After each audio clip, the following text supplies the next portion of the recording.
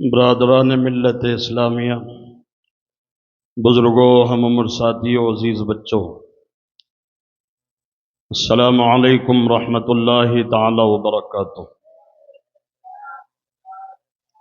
الحمدللہ الحمدللہ الحنان المنان ذی المجد والفضل والکرم والامتنان، فاطر السماء بأشد البنيان الذي كل يوم هو في شأن، خالق الإنس والجان، أما بعد فأعوذ بالله من الشيطان الرجيم، بسم الله الرحمن الرحيم،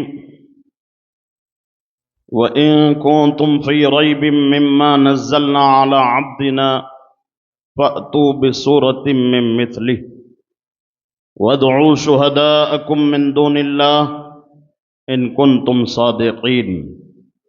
صدق الله العظيم وبلغنا رسوله النبي الأمين المتين الكريم، ونحن على ما قال ربنا لمن الشاهدين والشاكرين والذاكرين والحمد لله رب العالمين۔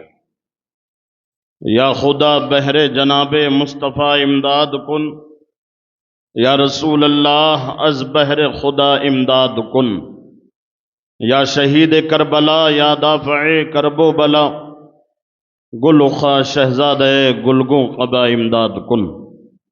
غوث اعظم بمن بے سر و سامہ مدد، قبلہ دی مدد، کعبہ ایماں مدد، بگرداب بلا افتادہ کشتی، مدد کن یا معین الدین چشتی۔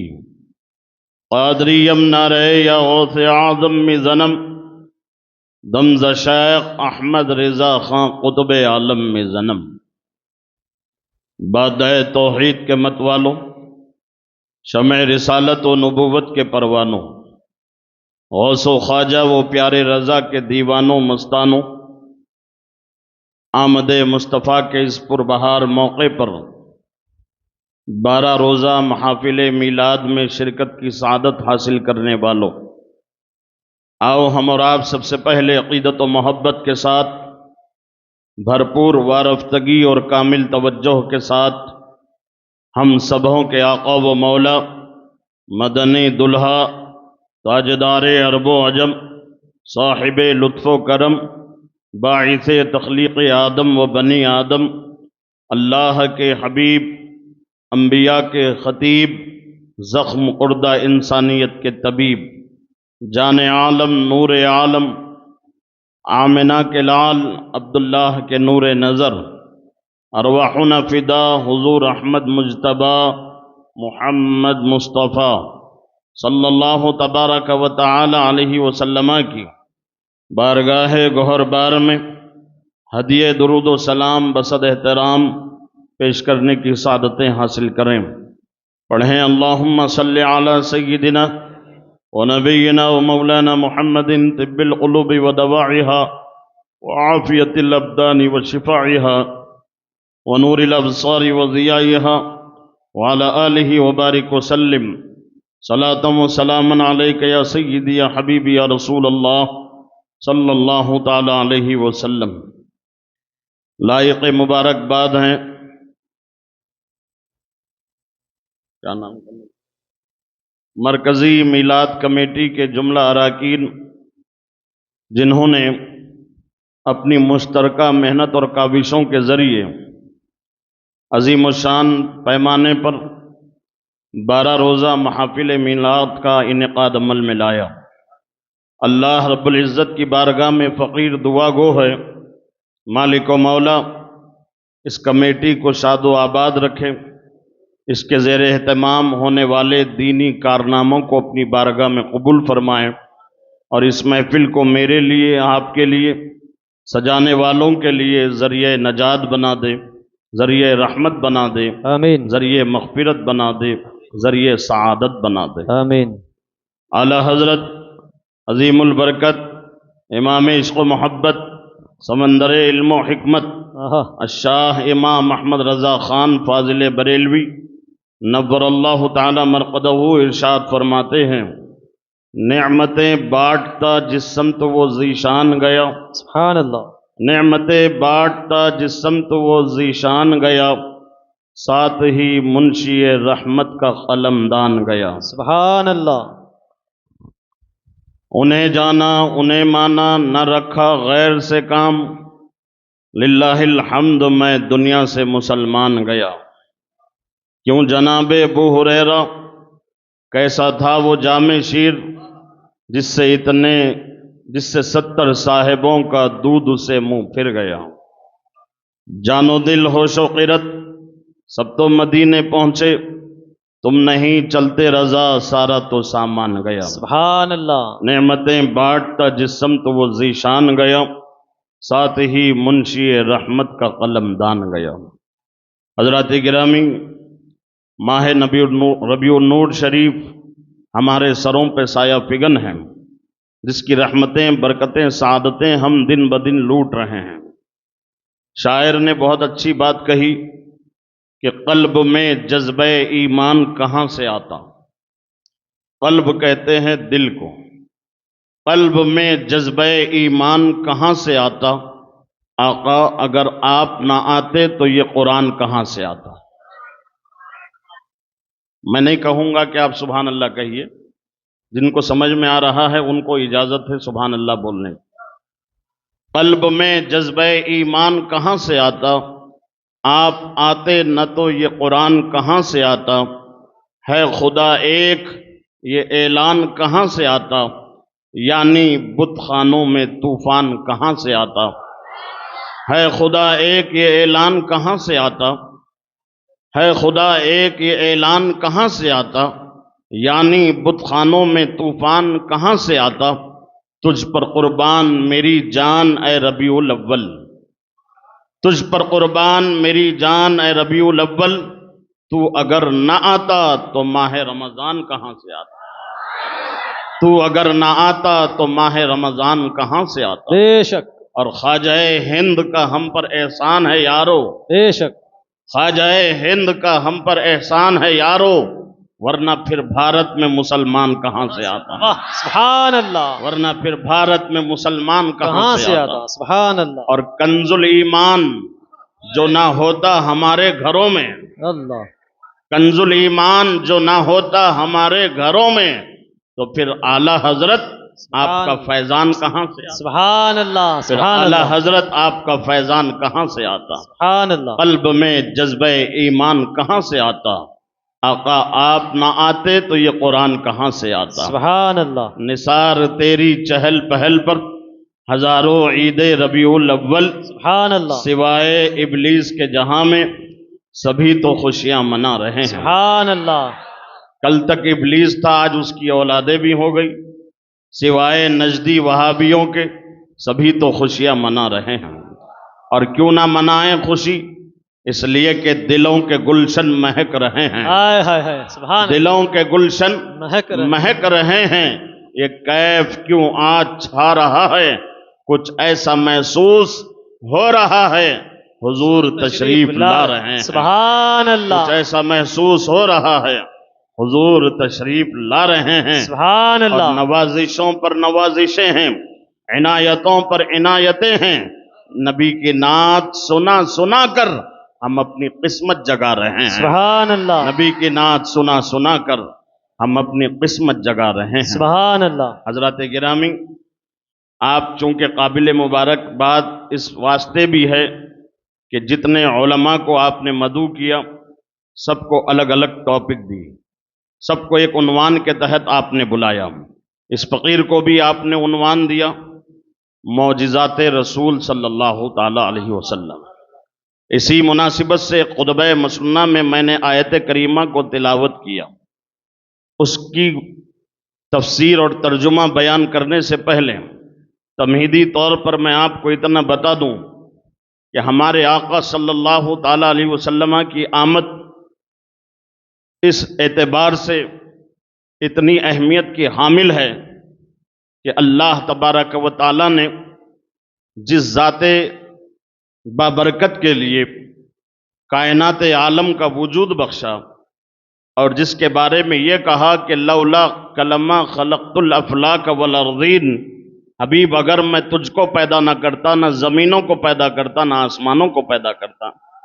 ایک مقام پہ فرمایا ولا شمسم ولا قمرا، نہ سورج کو پیدا کرتا نہ چاند کو پیدا کرتا۔ ایک مقام پہ فرمایا فقد لم اظہرت ربوبیہ او کما قال، رب نے فرمایا، رب ہو کر فرمایا کہ محبوب اگر میں تجھ کو پیدا نہ کرتا تو میں اپنا رب ہونا بھی ظاہر نہیں کرتا۔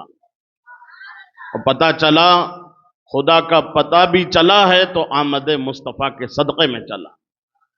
جو لوگ رسالت کو چھوڑ کر صرف توحید کا نعرہ لگاتے ہیں اور ہر گلی کوچے میں گھوم کر توحید کے دعوے دار بنتے ہیں اور اللہ اللہ کا نعرہ لگاتے ہیں، میں ان سے کہنا چاہتا ہوں، او توحید کی رٹ لگانے والوں، چلا چلی کرنے والوں، بھوپال دلی گھومنے والوں، خدا کا پتہ نہ چلتا اگر آمد مصطفیٰ نہ ہوتا۔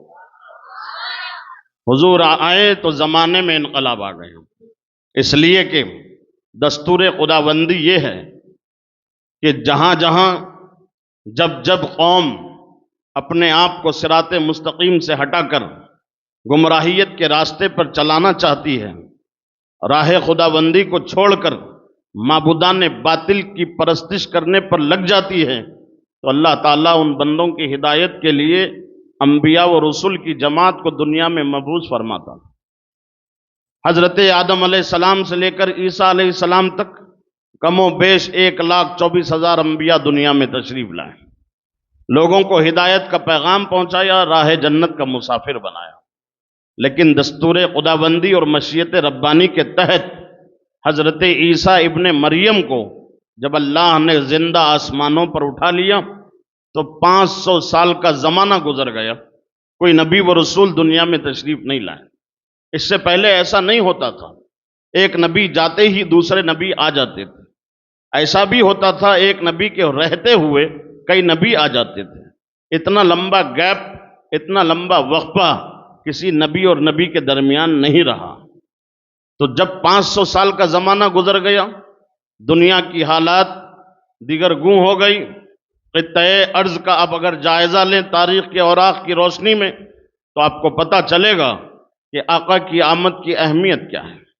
کنکر پتھر مکھی مچھر نہ جانے کتنے معبودان باطل کی لوگ پرستش کرتے تھے، نکلنے والے سورج کو دیکھتے تو کہتے یہ ہمارا معبود ہے، چاند کی چاندنی کو دیکھتے تو کہتے یہ ہمارا معبود ہے، ستاروں کی انجمن کو دیکھتے تو کہتے یہ ہمارا معبود ہے۔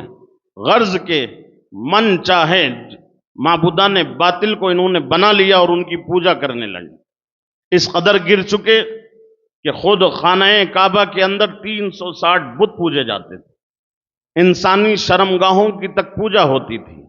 خانہ کعبہ کا لوگ آمد مصطفیٰ سے پہلے ننگے ہو کے طواف کرتے تھے۔ اللہ اکبر! ایسے پراگندہ ماحول میں اخلاقی اعتبار سے اس قدر گر چکے تھے کہ بچے ماں کی گود سے شراب پینے کے عادی تھے، سگی ماؤں کے ساتھ زنا ہونے لگا تھا، بچی کا دوسرا نام نحوست اور شیطانیت رکھ دیا گیا تھا۔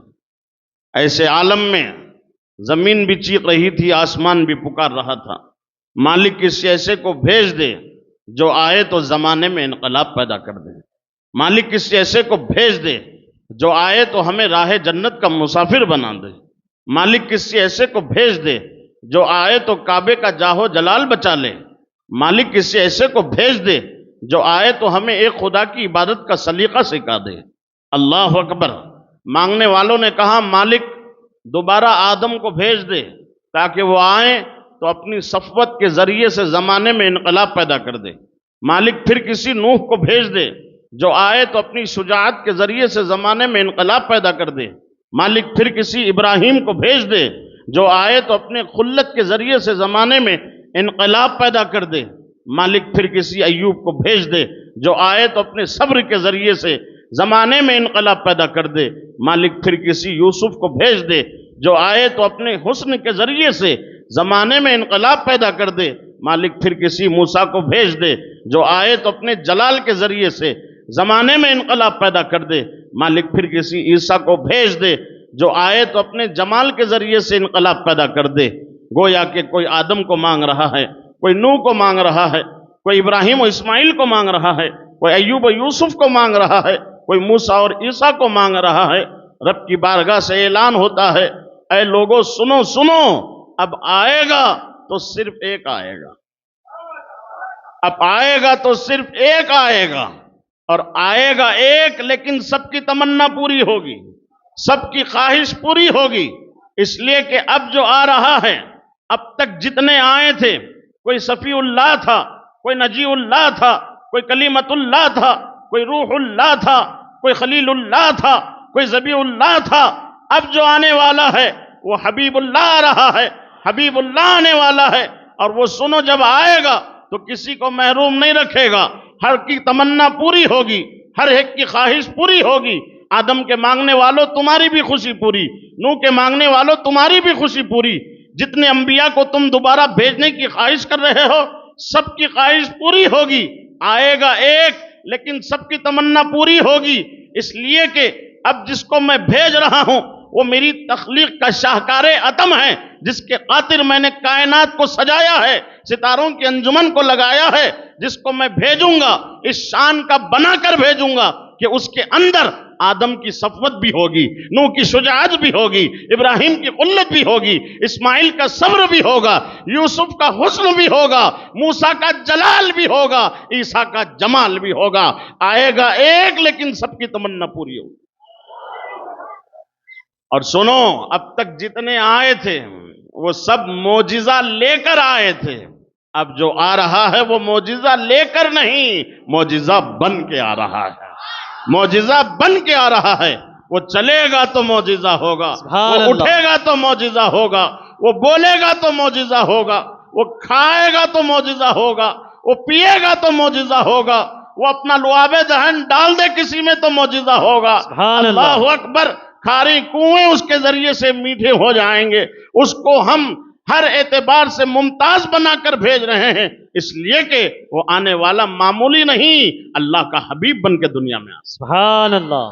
حضرات گرامی، میرے آقا صلی اللہ تعالی علیہ وسلم معجزہ لے کر نہیں، معجزہ بن کر دنیا میں تشریف لائے. سب سے بڑا معجزہ حضور کا یہ ہے کہ اللہ تعالیٰ نے آپ کو کلام معجز یعنی قرآن مبارکہ عطا فرمایا. حضرات گرامی، میں آپ سے عرض کروں، سب سے پہلے تو یہ سمجھیں آپ کہ معجزہ کس کو کہتے ہیں. شریعت کی چند اصطلاحیں ہیں، شریعت میں چند اصطلاحیں ہیں، معجزے کے حوالے سے، کرامت کے حوالے سے اور بھی دیگر. اس کو میں آپ کے سامنے پیش کروں، آپ اس کو یاد رکھیں. معجزہ اس فعل کو کہتے ہیں، اس کام کو کہتے ہیں جو نبی اپنی نبوت کے دلیل کے طور پر قوم کے درمیان میں پیش کریں، اور جب وہ پیش کرے تو زمانہ اس کو سمجھ نہ سکے. ایسا خرق عادت والا کام، انسان کی عقل کو حیرت میں ڈال دینے والا کام نبی کی ذات سے سرزد ہو اعلان نبوت کے بعد، تو اس کو معجزہ کہتے ہیں. کیا کہتے ہیں؟ معجزہ کہتے ہیں. اگر کسی نبی سے اعلان نبوت سے پہلے ایسا کام سرزد ہو جو انسان کی عقل میں نہ سما سکے، اس کو کہتے ہیں ارہاس. اور وہی کام ولی کی ذات سے سرزد ہو تو اس کو کرامت کہتے ہیں. وہی کام عام بندہ مومن کے ذریعے سے صادر ہو تو اس کو معونت کہتے ہیں. کیا کہتے ہیں؟ معونت. اور وہی کام ایک فاسق، فاجر، کافر، مشرک، بے دین کی ذات سے سرزد ہو تو اس کو استدراج کہتے ہیں. کیا کہتے ہیں؟ استدراج. نبی کی ذات سے اعلان نبوت سے پہلے ہو تو ارہاس، اعلان نبوت کے بعد وہی کام ہو تو معجزہ، اور وہی کام امت کے ولی کی ذات سے سرزد ہو اس کو کرامت، اور وہی کام عام بندہ مومن کی ذات سے صادر ہو تو معونت، وہی کام ایک کافر کے ذریعے صادر ہو اس کو استدراج کہتے ہیں. یاد رکھتے، آپ بھول جاتے. معجزہ سمجھ گئے؟ ایسا کام کر کے دکھانا کہ انسان کی عقل اس کو سمجھ نہ سکے اور وہ حیرت میں پڑ جائے، یہ کیسے ہو سکتا ہے؟ اسی کو معجزہ کہتے ہیں، اسی کو معجزہ کہتے ہیں۔ اب ساری چیزوں پر ہمیں گفتگو نہیں کرنی ہے، معجزے پر گفتگو کرنی ہے۔ اور اس سے آگے یہ بھی بتا دوں، کرامت کا بھی حق ہونا قرآن سے ثابت ہے۔ کرامت کا من حیث الکرامت انکار کرنا کفر ہے، اور کسی ولی کو پہچاننے کے لیے کرامت ایک ذریعہ ہے، شرط نہیں ہے۔ ولی کی ولایت کے لیے کرامت شرط نہیں ہے، ذریعہ ہے، اشارہ ہے۔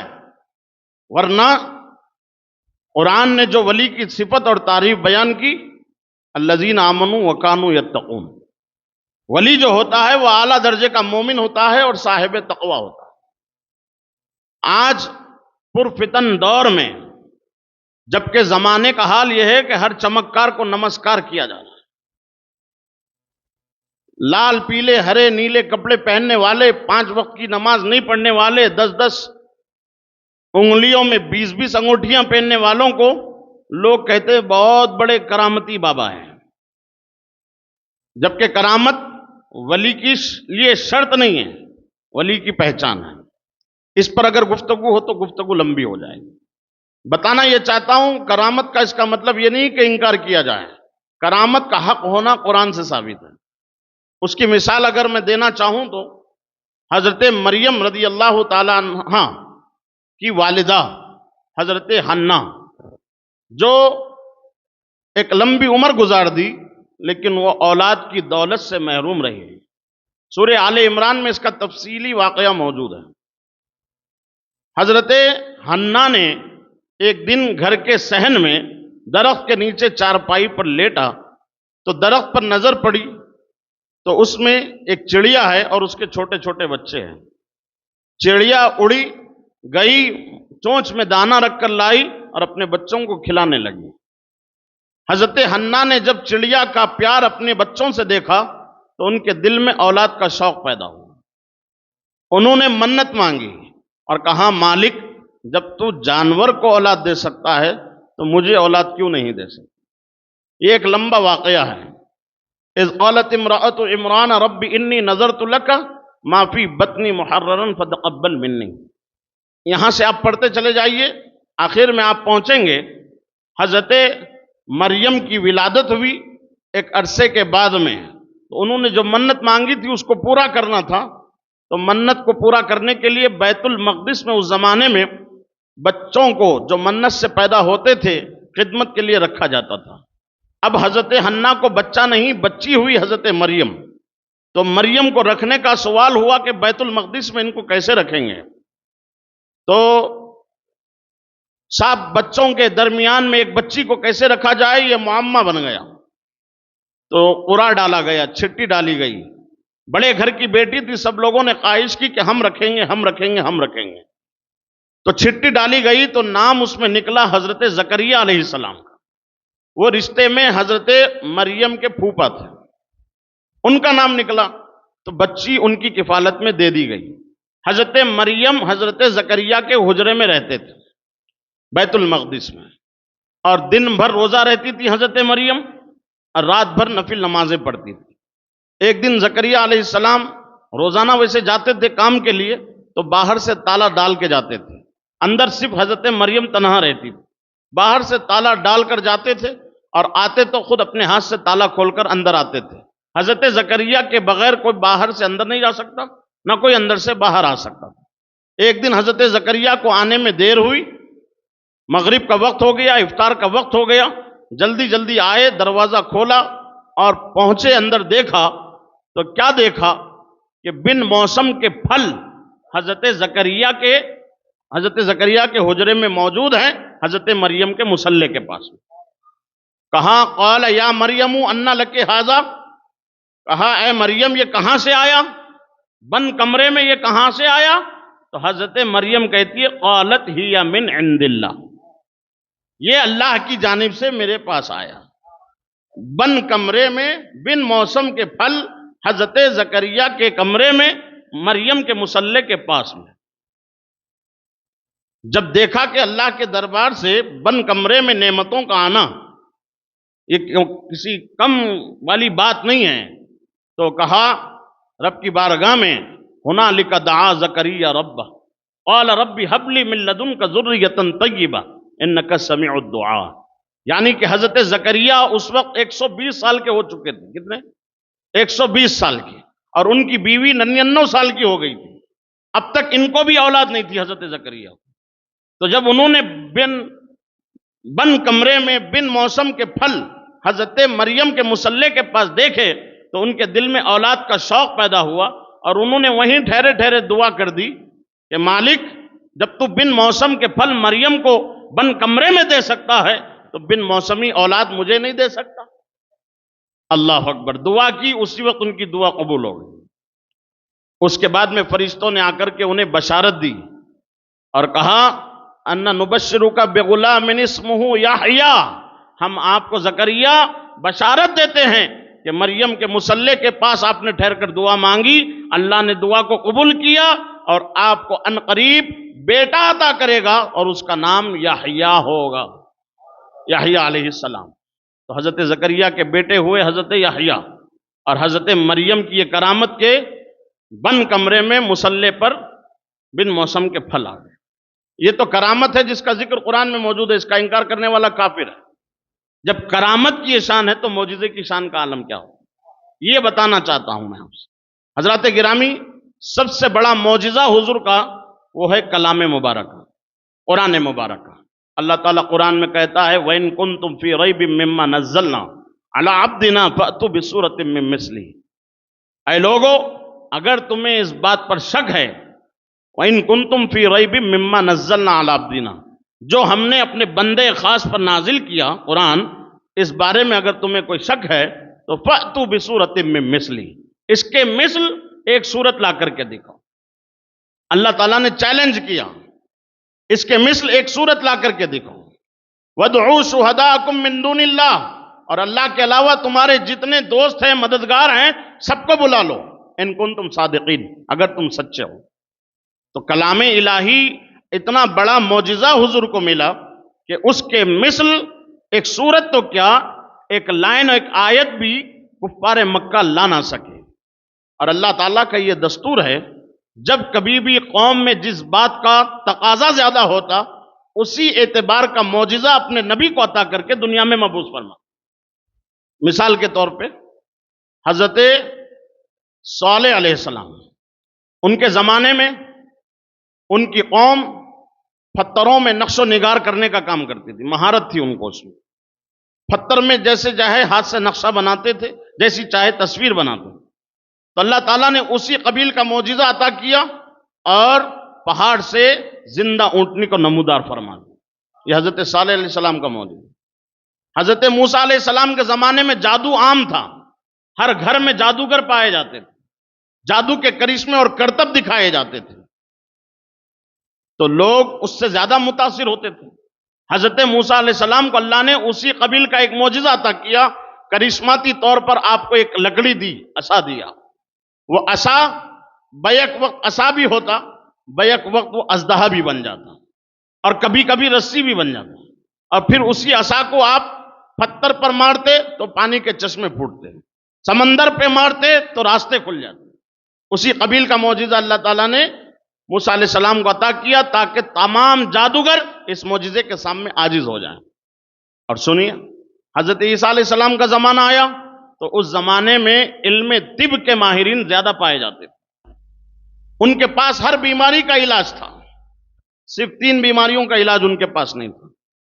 एक, कोड़ी के मर्ज का इलाज उनके पास नहीं था।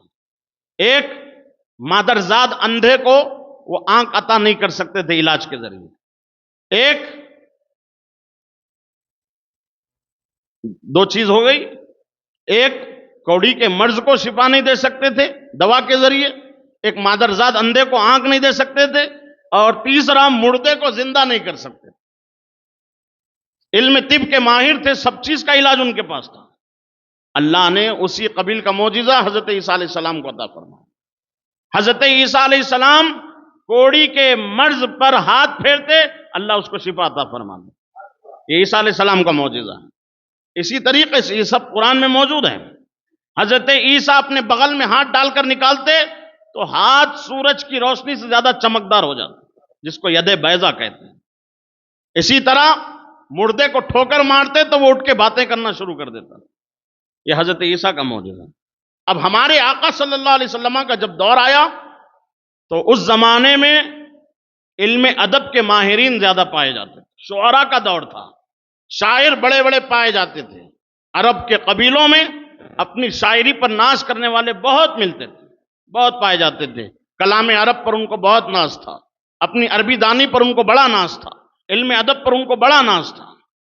تو وہ لوگ اپنا فن دکھاتے تھے اور کعبے کے صحن میں مشاعرہ ہوتا تھا. اس مشاعرے میں بڑے بڑے عرب کے شعراء جمع ہوتے تھے، بہترین بہترین کلام لکھ کر لاتے تھے. جس کا کلام اچھا ہوتا، ججز بھی ہوتے، فیصلہ کرنے والے ہوتے، جس کا کلام اچھا ہوتا اس کو اعزاز کے طور پر خانہ کعبہ کی دیوار سے لٹکایا جاتا 8 دن کی. وہ دعوت مناظرہ دیتا تھا کہ اتنا اچھا انہوں نے لکھا ہے، اب آنے والے ہفتے کو پھر محفل ہوگی، اس میں جو اچھا لکھ کے لائے گا ان کی جگہ پہ اس کا لگایا جائے گا. اس طرح کا ماحول عرب میں تھا. تو صحابہ اکرام نے جب دیکھا کہ یہ ماحول ہے تو اس وقت حضور کے سینے اتھر پر قرآن کی آیت نازل ہوئی، انا اعطیناک الکوثر فصلی لربک وانحر ان شانئک ھو الابتر. یہ 3 آیتوں والی سورت نازل ہوئی. تو صحابہ نے عرض کیا، یا رسول اللہ مشاعرہ ہو رہا ہے، بڑے بڑے عربا اور ادبا شعراء اپنے اپنے کلام پیش کر رہے ہیں، حضور اجازت دے تو ہم یہ کلام پیش نہ کر دیں ان کے سامنے. تو حضور نے اجازت دی اور یہ سورت کو لے جا کر کے سارے شعراء کے درمیان میں پڑھ کر کے سنایا گیا. تو سب کا فیصلہ یہ ہوا کہ آج جتنے کلام سنائے گئے سب میں اچھا مختصر اور جامع کلام اگر کوئی ہے تو وہ یہ سورۃ الکوثر ہے. لہٰذا اس کو خانہ کعبہ کی دیوار سے لٹکا دیا جائے. سبحان اللہ. اور لٹکایا گیا تو 1 ہفتہ نہیں 6 مہینے گزر گئے. کوئی اس کے مقابل میں نہیں لا سکا، کوئی اس کے مقابلے میں نہیں لا سکا. سر جوڑ کر بیٹھ گئے، کوشش کرنے والے کوشش کرنے لگے، پورا اپنے فن کا اظہار کر دیا، جتنی کوشش ہو سکتی تھی کر دی، لیکن کوئی بھی ان 3 آیتوں کے مقابلے میں چوتھا جملہ پیش نہ کر سکا. اتنے میں ایک متنبی شاعر کا کعبۃ اللہ کے سامنے سے گزر ہوا تو اس نے دیکھا قرآن کی آیت، انا اعطیناک الکوثر فصلی لربک وانحر ان شانئک ھو الابتر. پھر پڑھا انا اعطیناک الکوثر فصلی لربک وانحر ان شانئک ھو الابتر. آگے لکیر مار کے لکھا ما ھذا کلام البشر. کیا لکھا؟ ما ھذا کلام البشر. یہ 3 آیتیں تو اللہ کا، یہ 3 آیتیں یقیناً کسی بندے کے نہیں ہو سکتے، کسی بشر کا کلام نہیں ہو سکتا. ما ھذا کلام البشر، یہ کسی بندے کا کلام نہیں ہو سکتا. اس نے آگے لکیر مار کے لکھ دی اور عاجزی کا اظہار کر دیا. خدا کی قسم یہ کلام ایسا کلام ہے کہ کوئی بندہ اپنی طاقت اور علم کی بنیاد پر نہیں لکھ سکتا. لہٰذا یہ بشر کا کلام نہیں، خالق حقیقی کا کلام ہے. یہ حضور کا سب سے بڑا معجزہ ہے قرآن، جس کی زمانہ مثال پیش کرنے سے آج بھی قاصر ہے. اور قرآن کا چیلنج آج تک باقی ہے، وَإِن كُنتُمْ فِي رَيْبٍ مِّمَّا نَزَّلْنَا عَلَىٰ عَبْدِنَا فَأْتُوا بِسُورَةٍ مِّن مِّثْلِهِ. ایک مقام پہ فرما فَبِأَيِّ حَدِيثٍ بَعْدَهُ. اس ایک لفظ کی بھی تعریف اور مثال لا کر کے تم پیش کر دو، مانا جائے گا کہ قرآن تم بھی بنا سکتے ہو. لیکن سبوں نے مل کر کے کوشش کی، نہ بنا سکے تو کوشش یہ کی کہ قرآن کے وزن پر کچھ جملے لائیں. تو قرآن کی آیت ہے القاریہ ملقاریہ وما ادراک ملقاریہ. القاریہ کے معنی ہوتا ہے چنگھاڑ، سخت آواز. ان لوگوں نے اس وزن پر ایک کلام لایا. القاریہ کے وزن پر لایا الفیل. فیل مانے ہاتھی. کلام الہی دیکھیے القاریہ مانے چنگھاڑ، خطرناک آواز. بندہ سنے تو لرزہ بر اندام ہو جائے یہ کس آواز کی بات ہو رہی ہے. پھر اللہ نے تم کو مزید حیرت میں ڈال دیا، مل قاریہ، کیا ہے یہ چنگھاڑ. پھر اس کے بعد میں تم اور حیرت میں تھے ہی، اور زیادہ حیرت میں تم کو ڈال دیا وما ادراک مل قاریہ، تمہیں کیا معلوم ہے یہ چنگھاڑ کیا ہے. تو پہلے جملے سے بات واضح نہیں ہوئی نا القاریہ سے، پھر کہا مل قاریہ، اس سے بھی بات واضح نہیں ہوئی، اور ایک جملہ حیرت میں ڈالنے والا کہا وما ادراک مل قاریہ، تمہیں کیا معلوم ہے چنگھاڑ کیا ہے. اللہ اکبر. لیکن اس کے مقابلے میں جب کفار اور عرب کے شعراء لانا چاہے کلام کو تو انہوں نے لایا الفیل، فیل عربی میں ہاتھی کو کہتے، القاریہ کے وزن پہ لایا الفیل۔ جب ایک بار فیل بولا تو معنی سمجھ میں آ گیا نا، ہاتھی۔ اب بعد میں کہنے کی کیا ضرورت تھی، انہوں نے بعد والے کلام سے ملایا مل فیل، ہاتھی کیا ہے، ہاتھی ہے۔ اس کے بعد میں کہا وما ادراک مل فیل، تمہیں کیا معلوم کہ ہاتھی کیا ہے۔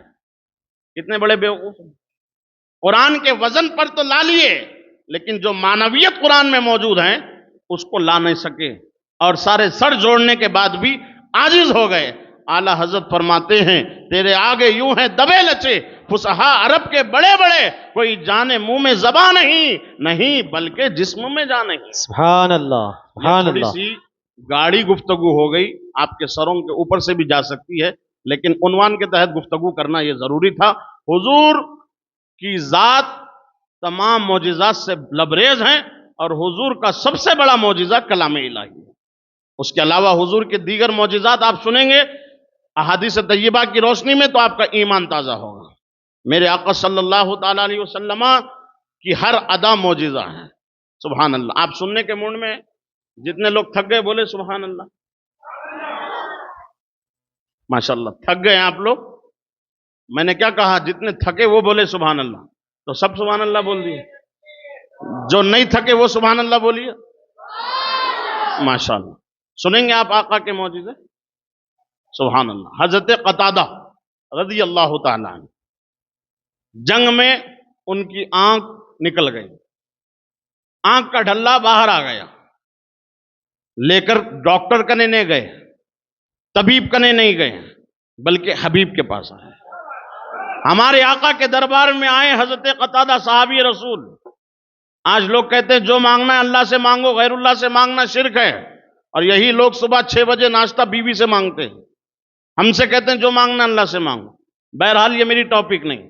صحابی رسول کا عقیدہ دیکھیے، آنکھ کا ڈلہ باہر آ گیا، طبیب کنے جانے کے بجائے، ڈاکٹر کنے جانے کے بجائے، سرجن کے پاس جانے کے بجائے، آئی اسپیشلسٹ کے پاس جانے کے بجائے وہ دربار مصطفیٰ میں آئے ہیں اور کہا حضور آنکھ نکل گئی، آنکھ عطا کیجئے، اس میں ضیاء دیجئے، جلوہ قریب آ گیا، تم پہ کروڑوں درود، آقا آنکھ عطا کر دیجئے۔ حضور نے فرمایا تم اگر چاہو تو اس پر صبر کرو اور جنت لے لو۔ اگر آنکھ نکل گئی ہے صبر کرو جنت لے لو، صبر کر کے دنیا میں وقت گزار لو، جنت لے لو، اور اگر نہیں تو لو پھر ٹھیک کر دیتا ہوں۔ سبحان اللہ تو بولو۔ تو انہوں نے کہا یا رسول اللہ علیہ السلام، ایک مرضی آپ کی پوری ہو جائے، ایک مرضی میری پوری ہو جائے، جنت آپ دے دیں، آنکھ مجھے اب دے دیں، جنت بعد میں آپ دے دیں اور ابھی آنکھ دے دیں۔ وہ کہا ٹھیک ہے لاؤ ڈلہ لاؤ، آنکھ کا ڈلہ لیا، یہ قصہ کہانی نہیں ہے، معجزہ ہے حضور کا۔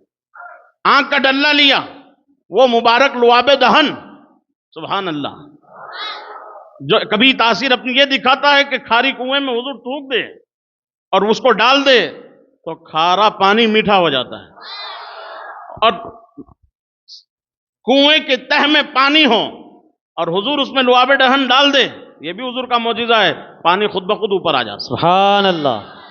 وہی تھوک مبارک شریف حضور اب کیا کر رہے ہیں، آنکھ کے ڈلے کے اطراف لگا رہے ہیں، اور لگا کر کے ایسے اٹھا کر کے آنکھ میں رکھ دیا۔ سبحان اللہ۔ سرجری مکمل ہو گئی، سبحان اللہ۔ آپریشن سکسیسفل ہو گیا۔ سبحان اللہ۔ حضرت قتادہ سے پوچھا قتادہ کیسے دکھ رہا ہے؟ بولے آقا پہلے سے اچھا دکھ رہا ہے، اس آنکھ سے زیادہ اس آنکھ سے اچھا دکھ رہا ہے۔ سبحان اللہ۔ لوگ کہتے ہیں دیکھو یہ آنکھ تو خدا نے دی تھی نا، خدا کی آنکھ سے اتنا نہیں دکھ رہا قتادہ کو، حبیب کی آنکھ لگائی ہوئی آنکھ سے اتنا اچھا دکھ رہا۔ بے نادان، وہ خدا نے نہیں لگائی، وہ فرشتے نے لگائی تھی خدا کے حکم سے۔ فرشتے کی لگانے والی آنکھ مصطفیٰ کی لگائی ہوئی آنکھ سے کیسے بڑھ سکتی ہے طاقت میں؟ کیونکہ فرشتوں نے بھی حضور کا صدقہ پایا ہے۔ واہ بے شک۔ تو حضور کے ہاتھ کا کمال اور لعاب دہن کا کمال یہ کہ حضرت قتادہ کی آنکھ پھر سے روشن ہو۔ سبحان اللہ۔ سبحان اللہ۔ ایک صحابی رسول کی پنڈلی ٹوٹ گئی، ٹخنا ٹوٹ گئے، لے کر کے حضور کے دربار میں حاضر ہو، حضور نے پھر سرجری کر دی، لعاب دہن شریف لگایا، پنڈلی درست ہو گئی۔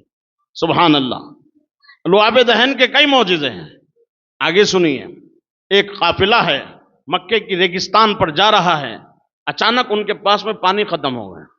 रास्ता चलने के लिए पानी की जरूरत तो होती ही है। सब मुसाफिर हैं, जंगलों का रुख कर रहे हैं, पानी खत्म हो गया। जब पानी खत्म हुआ तो सहाबा पानी से बेचैन होने लगे। बेचैन इस कदर हुए कि सहाबा भी प्यासे, जानवर भी प्यासे, बच्चे भी प्यासे। जितना पानी था सब खत्म हो गया। अब सबकी जबान पे प्यास प्यास प्यास के नारे, और प्यास की वजह से लोग औंधे मुंह जमीन पर गिरने लगे। गर्मी का मौसम, चिलचिलाती धूप, रेगिस्तान, पानी न मिलने पर सहाबा बेचैन हो गए। किसी ने उनसे कहा, ओ मायूसियों के अंधेरों में डूबने वालों, अपनी मायूसियों को खत्म करो, इसलिए कि मायूसियों से निकालने के लिए आमिना के लाल तशरीफ ला रहे हैं। सुभान अल्लाह। हुजूर आ रहे हैं। वाह। सहाबा ने हुजूर का नाम सुना तो उनकी बेचैनी को चैन आ गया, बेकरारी को करार आ गया। सहाबा हुजूर की जानिब दौड़ने लगे और कहा, आका हम प्यासे हैं, हमें पानी पिला दीजिए। सुभान अल्लाह बोलिए। लोग कहते हैं जो मांगना है अल्लाह से मांगो, सहाबी हुजूर से पानी मांग रहे हैं, जबकि हुजूर के हाथ में पानी नहीं है। जबकि हुजूर के हाथ में पानी नहीं है, सहाबा पानी मांग रहे हैं। तो सहाबा का अकीदा क्या था? हमने हाथों को नहीं देखा, हाथों में देखा। को देखना और है, में देखना और है।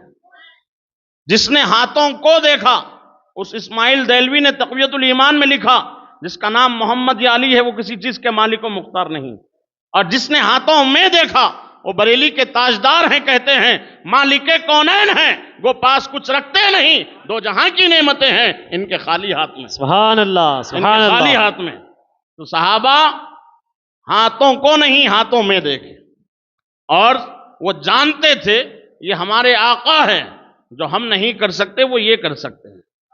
और जब हुजूर से पानी मांगा तो हुजूर ने भी ये नहीं कहा पानी देने वाला अल्लाह है, पानी ना मिला है तो नमाज इस्तिस्का पढ़ो, दुआ करो आसमान से पानी बरसे, तुम्हें पानी मिल जाए। हुजूर ने ये सब नहीं फरमाया। देखो हुजूर भी जानते थे ना, मेरी उम्मत में कुछ बेगैरत पैदा होंगे जो मेरी शान और शौकत का इनकार करेंगे, मुझे मजबूर कहेंगे और मेरे इख्तियारात का इनकार करेंगे। हुजूर उनको बताना चाहते थे, सहाबा को अकीदा देना चाहते थे, और कहा हुजूर ने परेशान ना हो, अभी पानी का इंतजाम हो जाएगा। हुजूर के हाथ में पानी नहीं है, कह रहे हैं अभी पानी का इंतजाम हो जाएगा। उसके बाद में हुजूर ने फरमाया, अली कहाँ है, अली को बुलाओ। सुभान अल्लाह। और एक सहाबी का नाम लिया, कहा दोनों को बुलाओ। जब वो दोनों आ गए तो हुजूर ने फरमाया, जाओ उस पहाड़ के पीछे। तवज्जो है आपको, जाओ उस पहाड़ के पीछे। हुजूर आ रहे हैं इधर से, खबर दे रहे हैं उधर की। ये इस वाकये में कितने अकीदे मिलेंगे, सुनिए, आपको जरा देखना। सहाबा ने हुजूर को इख्तियारात का मालिक समझकर मांगा ना, तो हुजूर का ये पावर मालूम हो गया, समझ में आ गया कि किसी गैरुल्लाह से मदद मांगना ये शिरक नहीं है, बल्कि ये जो है सहाबा की सुन्नत है। सहाबा ने पानी मांगा तो हुजूर ने ये नहीं कहा कि तुम शिरक करने क्यों आ गए, बल्कि हुजूर भी इस बात से राजी है कि अल्लाह मुझे देता है और मैं तकसीम करने वाला हूं। और खुद फरमाया, इन्नमा अना कासिम वल्लाहु युती, अल्लाह देता है, मैं ही तकसीम करता हूं। और आला हजरत फरमाते हैं, रब है मोती, ये है कासिम, रिस्क उसका है, खिलाते ये हैं, ठंडा ठंडा मीठा मीठा पीते हम हैं, पिलाते ये हैं, और कसरे दना तक किसकी रसाई, जाते ये हैं, आते ये हैं। सुभान अल्लाह। अल्लाह अकबर। हुजूर ने फरमाया, जाओ उस पहाड़ के पीछे। एक हबशी काला कलूटा गुलाम ऊंटनी पर सवार होकर मुश्किजा पानी से भरकर ले जा रहा है, उसको पकड़ो, मेरे पास लाओ। आप सुभान अल्लाह नहीं बोलते? क्या क्या फरमाया हुजूर ने, सुनियो जरा गौर करो। हुजूर आ रहे हैं, इधर से खबर दे रहे हैं, उधर की इल्म गैब साबित हो रहा। अब फिर क्या क्या कहा हुजूर ने, हबशी गुलाम आ रहा है, मक्के का नहीं है, उन्हें मदीने का नहीं है, मुल्क शाम का नहीं है, इराक का नहीं है, कूफा का नहीं है, मिस्र का नहीं है, हबशा का आ रहा है। नाम लेकर बताया हबशा का गुलाम आ रहा है, और यह भी बताया गोरा नहीं काला आ रहा है। अब फिर यह भी कहा ऊंट पर नहीं ऊंटनी पर जा रहा है। خالی ہاتھ بھی تو جا سکتا تھا نا، لیکن حضور نے فرمایا خالی ہاتھ نہیں، ہاتھ میں مشکزہ لے کے جا رہا ہے۔ اب مشکزہ بھی تو خالی ہو سکتا تھا نا، لیکن حضور نے فرمایا مشکزہ پانی سے بھر کے لے جا رہا ہے۔ کتنے غیب ہیں؟ اعلیٰ حضرت سے پوچھو، اور کوئی غیب کیا؟ تم سے نہا ہو بھلا، جب نہ خدا ہی چھپا، تم پہ کروڑوں درود، سر عرش پر ہے تیری گزر، دل فرش پر ہے تیری نظر، ملکوت و ملک میں کوئی شے نہیں وہ جو تجھ پہ آیا نہیں۔ صحابہ دوڑے، صحابہ نے اس وقت انکار نہیں کیا، آقا آپ ادھر سے آ رہے ہیں، قبر ادھر کی کیسے دے رہے ہیں؟ غیب کا علم آپ کو کب سے ہو گیا؟ یہ صحابی کا عقیدہ نہیں ہے، یہ وہابی کا عقیدہ ہے کہ وہابی کہتا ہے نبی کو پیٹھ کے پیچھے کی قبر نہیں، جبکہ صحابی کا عقیدہ کیا ہے؟ نبی ہوتا ہی وہ جو غیب کے خزانے عطا کرتا ہے، غیب کی قبریں دیتا ہے۔ اللہ اکبر۔ صحابہ دوڑے تو جیسا حضور نے فرمایا تھا ویسے ہی دیکھا، ویسے ہی دیکھا، حبشی غلام ہے، اونٹنی پر سوار ہے، مشکزہ پانی کا لے کر جا رہا ہے، اس کو پکڑا اور حضور کے دربار میں لا کر پیش کر دیا۔ اب صحابہ سے حضور نے فرمایا، اور یہ غلام سے کہا تھوڑی دیر کے لیے پانی مجھ کو دے، پانی اس کے ہاتھ سے لیا، اور صحابہ سے کہا لین مانو، اور یکے بعد دیگرے پانی پینا شروع کرو، پانی پینا شروع کرو۔ سبحان اللہ۔ صحابہ ہے کثیر تعداد میں، پانی ہے ایک مشکزہ، اور صحابہ لین مان رہے ہیں پینے کے لیے۔ ذرا عالم تصور میں ان صحابہ سے پوچھو، پانی اتنا تھوڑا ہے، آپ لوگاں اتنے زیادہ ہے، کیا امید ہے پانی ملے گا؟ تو صحابہ عالم تصور میں ہم سنیوں کو جواب دیتے ہوئے نظر آئیں گے، ہمیں امید ہی نہیں یقین ہے، ہمیں امید ہی نہیں یقین ہے، اس لیے کہ ہم نے پانی کو نہیں دیکھا، پانی پلانے والے مصطفیٰ کو دیکھا ہے، پانی پلانے والے مصطفیٰ کو دیکھا ہے، اس لیے ہمیں امید ہی نہیں بلکہ یقین ہے ہمیں پانی ملے گا۔ صحابہ یکے بعد دیگرے آتے، پانی پی لیتے، اور بچوں کو بھی پلا لیتے، مشکزیں بھی بھر لیتے، برتن بھی بھر لیتے، یکے بعد دیگرے سب آتے رہے، پانی پیتے رہے۔ اس کے بعد میں سب پینا بند ہو گیا تو حضور نے مشکزے کا ڈھکن لگایا اور پھر حبشی کے حوالے کر دیا، حبشی کے حوالے کر دیا، اور کہا بھائی تیرا شکریہ، اب تو جا رہا تھا وہاں چلا جا، توجہ کرنا۔ ارے تھوڑی دیر روک دے بھائی، جہاں جا رہا تھا وہاں چلا جا، مشکزہ دے دیا۔ اب وہ دیکھو توجہ ہٹی، درگھٹنا گھٹی، ایک چائے کے لیے پورے لوگ ادھر دیکھنے لگے، اور اتنی قیمتی بات کو نظر انداز کرنا۔ توبہ توبہ توبہ۔ کیا ہوا؟ مشکزے کا ڈھکن لگا کر حضور نے حبشی کو دیا اور کہا ہمارا کام ہو گیا، اب تو اس کو لے جا۔ تو وہ کیا کرتا؟ کبھی مشکزے کو دیکھتا، کیا ہے چندہ نکورے بھائی، تو کیا کرتا وہ حبشی؟ کبھی مشکزے کو دیکھتا، کبھی حضور کے چہرے کو دیکھتا۔ ارے بولو جلدی سے۔ کبھی مشکزہ دیکھتا، کبھی حضور کا چہرہ دیکھتا۔ سنو حضور فرماتے ہیں کیا دیکھ رہا ہے؟ حضور اس سے کہتے ہیں کیا دیکھ رہا ہے؟ تو حبشی کیا کہتا ہے سنیے، حبشی کہتا ہے میں یہ دیکھ رہا ہوں پانی پہلے زیادہ تھا یا اب زیادہ ہو گیا، پہلے زیادہ تھا یا اب زیادہ ہو گیا۔ اللہ اکبر۔ اتنے سب پینے کے بعد بھی پانی جوں کا توں میں پو، یہ حضور کا معجزہ نہیں؟ سبحان اللہ۔ اب اس سے کہا جو دیکھ لیا دیکھ لیا، اب جا رہا تھا، جو دیکھنا تھا دیکھ لیا، اب تو جا رہا تھا۔ اس نے کہا اب مجھے کہیں نہیں جانا، اب مجھے کہیں نہیں جانا، بچی کچی زندگی یہیں گزارنا، بچی کچی زندگی یہیں گزارنا۔ حضور نے فرمایا سن، میں امانتیں چھیننے نہیں آیا، چھینی ہوئی امانتوں کو لوٹانے کے لیے آیا، اور سن تو کسی اور کا غلام ہے، پہلے جا کے اس کی غلامی کا حق ادا کر لے، بعد میں میرے پاس آؤں۔ تو اس نے کہا نہیں اب میں کہیں نہیں جانے والا، مجھے آپ کا دربار چھوڑنا ہی نہیں ہے۔ حضور نے کہا تو چلا جا، پھر موقع سے آ جانا، سن جا رہا ہے نا میں تجھ پر ایک انعام دوں گا، انعام کروں گا۔ وہ حبشی تھا نا، کالا کلوٹا غلام تھا، حضور نے چلتے چلتے اس کے چہرے پر ہاتھ پھیرا، سبحان اللہ، جیسے ہی پھیرا وہ اطمینان حاصل کر لیا، چلا گیا۔ اب اس کا بادشاہ، اس کا جو مالک تھا، اس زمانے میں غلام خریدے بیچے جاتے تھے نا، تو یہ کسی اور کا غلام تھا، پانی لانے کے لیے بھیجا، بہت دیر کر دیا، تو اس کا مالک پریشان ہوا کہ میں اس کو پانی لانے کے لیے بھیجا، اتنی دیر ہو گئی ابھی تک آیا نہیں، اب وہ انتظار کر رہا ہے ٹہلتے ہوئے، اچانک یہ پہنچا مشکیزہ پانی کا لے کے غلام اس کا، جیسے ہی پہنچا اس کا مالک اس کو حیرت سے دیکھا اور دیکھ کے بولا تو کون؟ تو کون؟ اس نے کہا ارے پانی لانے تھوڑی دیر کیا ہو گئی، تو پہچاننے سے انکار کر رہا ہے، میں تیرا ہی غلام ہوں، تو ہی پانی لینے کے لیے مجھے بھیجا تھا، دیر ہو گئی تو پہچاننے سے انکار کر رہا، تو جھوٹ بول رہا ہے، میرا غلام ہوتا ہی نہیں۔ کیا کرا میرے غلام کا؟ بول، کہیں مرڈر تو نہیں کر دیا اس کا؟ کہاں ہے میرا غلام؟ بول، کیا کیا اس کا؟ وہ کہنے لگا ارے میں ہی غلام ہوں سرکار، تم ہی نے پانی لینے کے لیے بھیجا تھا، یہ اور بات ہے کہ تھوڑی دیر ہو گئی تو تم پہچاننے سے انکار کر لو۔ تو کہا نہیں، تو میرا غلام ہوتا ہی نہیں، توجہ کرنا، تو میرا غلام ہوتا ہی نہیں۔ تو اس نے کہا ارے وہاں سے بھی نکل گیا اور انہیں بھی انکار کر رہا رکھنے سے، اب جاؤں کہاں؟ تو اس کو ذرا ہیبت ہوئی تو گاؤں والوں کو جمع کیا اور کہا او گاؤں والوں ذرا جمع ہو جاؤ، بادشاہ میرا مالک مجھے پہچاننے سے انکار کر رہا ہے۔ گاؤں والے جمع ہو گئے سب، کہا کہ میرا مالک مجھے پہچاننے سے انکار کر رہا ہے، ذرا تم لوگ گواہی دے دو، مجھے پہچانتے نا، تم لوگ دیکھتے رہتے نا۔ تو گاؤں والوں نے مل کر کہا تو اس کا غلام ہو تب تو جواب دیں گے، تو غلام اس کا ہوتا ہی نہیں، ہم کیسے جواب دے دیں، کیسے گواہی دے دیں؟ تو اس نے کہا ارے تم لوگ بھی انکار کر رہے ہو، آخر میرے اندر ایسی کون سی تبدیلی آ گئی، کون سے چینجز آ گئے میرے اندر جس کی وجہ سے تم پہچاننے سے انکار کر رہے ہو؟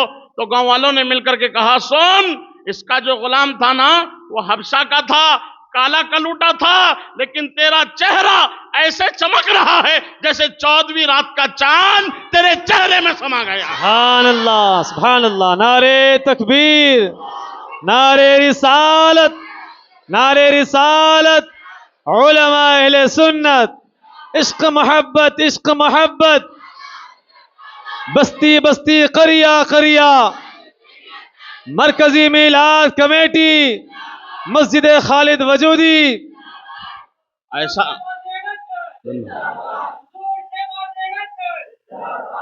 ایسا لگ رہا ہے کہ 14ویں رات کا چاند تیرے چہرے میں سما گیا۔ وہ اس کو حیرت ہوئی، یہ کب ہو گیا میرے ساتھ، یہ کب ہو گیا میرے ساتھ؟ تو اس کو بھی یقین نہیں ہوا، اس نے کہا مجھے شیشہ تو دکھاؤ، آئینہ تو دکھاؤ، میں بھی تو دیکھوں ذرا میرے چہرے میں یہ تبدیلی کیسے آ گئی۔ جب اس کو شیشہ دکھایا گیا تو اس کو یقین ہو گیا، اس نے کہا یہ میرا کمال نہیں ہے، میں آ رہا تھا راستے میں مکے کے مصطفیٰ ملے تھے اور چلتے چلتے انہوں نے میرے چہرے پر ہاتھ پھیرا تھا، ان کے ہاتھ پھیرنے کی برکت ہے کہ میرا چہرہ 14ویں رات کی چاند سے زیادہ چمک رہا ہے۔ سبحان اللہ، سبحان اللہ۔ حضور خود نور والے ہیں اور جس کو نور عطا کر دے اپنے ہاتھ سے وہ بھی نور والا ہو۔ اب اعلیٰ حضرت نے یہ منظر کو ملاحظہ کیا حدیث پاک، تو میرے امام کب خاموش تھے جو اب خاموش ہوتے؟ اللہ اکبر، یا رسول اللہ، زندہ باد، اعلی حضرت، اعلی حضرت، تاج الشریعہ، تاج الشریعہ، علی علی مجیب علی۔ یہ نعرہ ذرا ادب کے خلاف ہے جی، نام لے کے کسی بڑے آدمی کا نعرہ لگانا، مجیب علی بولنا، یہ ادب کے خلاف، یہ نعرہ نکو لگاؤ، یہ کافی ہے حضور شہباز دکن، انہوں اسی نام سے پوری دنیا میں جانے جاتے، تو یہ ایکسٹرا نعرہ دے کر کے یہ بے ادبی سے خالی نہیں ہے، مجھے اچھا نہیں لگتا، یہ نعرہ مت لگاؤ، آپ کو بھی اچھا نہیں لگتا ہوگا، ذرا غور کرو، چمن چمن کلی کلی مجیب علی، نام لینا بھی بڑوں کا بے ادبی سے خالی نہیں، حضور شہباز دکن کہو کافی، پورے وہ دکن کے شہباز بھی ہے، پورے ہندوستان کے شہباز بھی ہے، الحمدللہ۔ حضور مفتی اعظم ہند کی نگاہ نے ان کو ایسا اثر انداز بنایا کہ سبحان اللہ، جس طرف گئے علاقہ ان کا ہوگا، الحمدللہ۔ حضرات گرامی، عرض یہ کر رہا تھا، اعلیٰ حضرت عاشق رسول کا نام ہے، امام عشق و محبت ہے، وہ کبھی خاموش نہیں ہوئے، تو یہاں کیسے خاموش ہوتے؟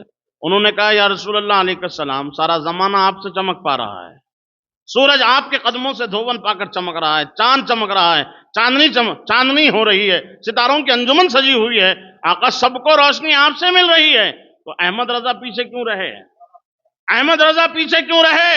زمانے میں آئے بہت آنے والے، نہ کوئی آیا تم سا اے آنے والے، سراجم منیرہ لقب پانے والے، یعنی چمک تجھ سے پاتے ہیں سب پانے والے، میرا دل بھی چمکا دے چمکانے والے۔ سبحان اللہ، سبحان اعلیٰ اللہ۔ حضرت نے رسول پاک کی بارگاہ میں عرض کیا، یا رسول اللہ سب آپ سے چمک پاتے ہیں تو احمد رضا پیچھے کیوں رہے، میرا دل بھی چمکا دے چمکانے والے۔ سبحان اللہ۔ اعلیٰ حضرت کو حضور نے ایسے چمکایا، آج تک چمک رہے ہیں۔ سبحان اللہ۔ صرف وہی نہیں چمکے، ان کے دونوں شہزادے چمکے، حجت الاسلام بھی چمکے، مفتی اعظم بھی چمکے۔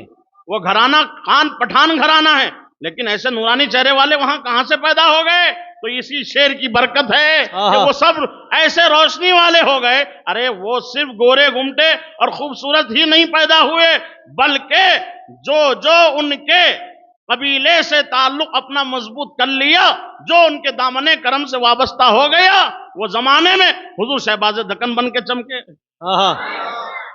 شہباز دکن کا چہرہ آپ نے نہیں دیکھا؟ نہیں دیکھا آپ نے؟ دیکھا۔ سبحان اللہ، کیسا چہرہ!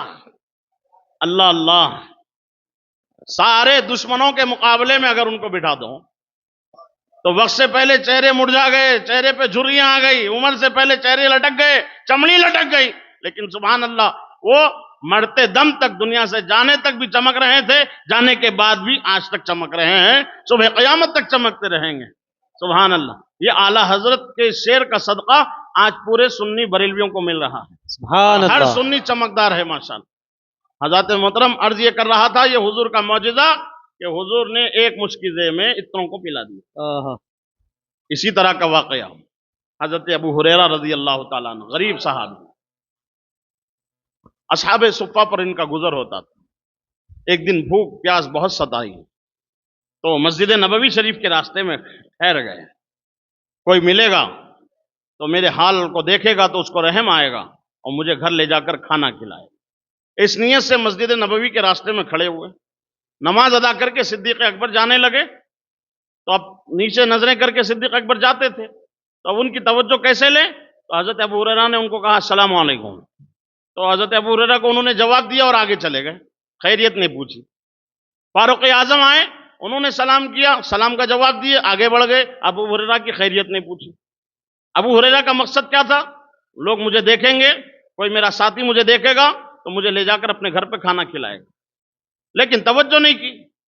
یہ دونوں گئے تو اب اس کے بعد آقا تشریف لائے۔ آقا کو حضرت ابو ہریرہ نے سلام کیا، حضور نے جواب دیا، اور دلوں کی دھڑکنوں سے واقف ہے نا میرے آقا۔ حضور نے فرمایا ابو ہریرہ پریشان نہ ہو، میرے گھر چلو، میرے گھر چلو۔ گھر لایا حضور نے اپنے، کہا پوچھا گھر میں کچھ ہے؟ بولے کچھ نہیں ہے، اونٹنی کا دودھ ہے وہ بھی ایک پیالہ۔ اللہ اکبر۔ اور کہا ٹھیک ہے اسی کو لا۔ لانے کے بعد میں کہا ابو ہریرہ یہ دودھ کا پیالہ ہے، صرف تمہیں کو نہیں پینا ہے، جاؤ اصحاب صفہ پر 70 صحابہ بیٹھے ہوئے ان کو بھی بلا کے لاؤ۔ دودھ کا پیالہ ہے مختصر، ابو ہریرہ ہے بھوکے پیاسے۔ عشق امتحان لیتا نا، عشق امتحان لیتا ہے۔ حضرت ابو ہریرہ سے ہی حضور نے فرمایا ابو ہریرہ جاؤ ان کو بلا کے لاؤ۔ حضرت ابو ہریرہ کی کیفیت کیا تھی ہوگی؟ پیاس مجھے لگی ہے، بھوک مجھے لگی ہے، پیالہ اتنا سا ہے، اتنوں کو بلا لوں اور مجھے ملے گا، بچے گا اس میں سے کچھ؟ لیکن ابو ہریرہ صحابی تھے نا، وہابی نہیں تھے نا، وہ جانتے تھے پیالہ اتنا ہے لیکن پلانا حضور جانتے ہیں، پیالہ اتنا سا ہے لیکن پلانا حضور جانتے ہیں۔ دیر نہیں کی، چلے گئے۔ اصحاب صفہ جو 70 کی تعداد میں تھے ان کو بلا لیا، چلو حضور بلا رہے ہیں، سب آ گئے تو پھر حضور نے ابو ہریرہ سے ہی کہا پلانا شروع کرو۔ پیالہ اتنا سا، دودھ اتنا سا، ابو ہریرہ سے کہہ رہے پلانا شروع کرو۔ اللہ اللہ، کیا کیفیت تھی ہوگی! عشق کیسا امتحان لیتا ہے۔ ابو ہریرہ کبھی پیالہ دیکھتے، کبھی صحابی کو دیکھتے، ان کو دیتے، پیالے میں دیکھتے جاتے، 70 پی گئے۔ اب ابو ہریرہ ہی تو بچے تھے، پی لینا تھا نا، لیکن عشق باغیرت ہوتا، بے غیرت نہیں ہوتا۔ حضرت ابو ہریرہ نے سوچا کہ یہی اب امتحان کی گھڑی ہے، 70 تو پی لیے، بچے میرے آقا اور میں، میرے آقا کی اجازت کے بغیر میں نہیں پی سکتا۔ حضور کی بارگاہ میں پیالہ پیش کر دیا، 70 کو پلانے کے بعد دودھ جیسے کا ویسا، سبحان اللہ، اور کہا حضور اب آپ نوش فرمائیں۔ تو حضور تو امتحان لے رہے تھے، کامیاب ہو گئے ابو ہریرہ امتحان میں، سبحان اللہ، نیت صاف تھی. تو حضور نے فرمایا نہیں ابو ہریرہ اب تم پیو، اب تم پیو. بسم اللہ بول کر پیالہ منہ کو لگایا، بھوکے پیاسے تھے نا، جم کے پیا. پھر سانس لی، کہا حضور اب آپ پی لیجیے، اور فرمایا نہیں ابو ہریرہ اور پیو، اور پھر پینا شروع کیا، پھر جم کے پیا، پھر منہ سے پیالہ ہٹایا، پھر حضور کی بارگاہ میں پیش کیا، حضور اب آپ پی لیں. پھر حضور نے فرمایا نہیں اور پیو، سبحان اللہ، اور پیو. پیا ابو ہریرہ نے جم کے. اس کے بعد میں پھر حضور کو پیش کیا تو حضور نے فرمایا اور پیو. کہا یا رسول اللہ اب ایک قطرہ بھی جانے کی گنجائش نہیں ہے. اتنا پی لیا کہ اب ایک قطرہ جانے کی گنجائش نہیں ہے. اعلیٰ حضرت کہاں خاموش تھے جو یہاں خاموش ہوتے؟ اعلیٰ حضرت نے فرمایا کیوں جناب ابو ہریرہ، کیسا تھا وہ جام شیر؟ شیر کہتے ہیں دودھ کو. وہ پیالہ دودھ کا کیسا تھا جس سے 70 صاحبوں کا دودھ سے منہ پھر گیا. کیا مطلب؟ صحابہ جتنے پیے تھے 70 وہ بھی پیٹ بھر کے پیے تھے.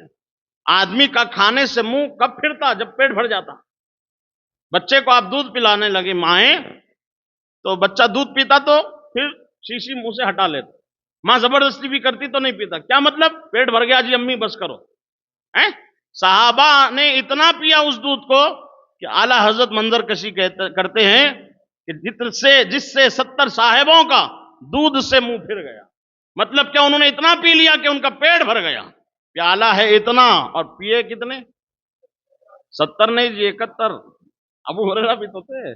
سبحان اللہ. یہ حضور کا معجزہ ہے.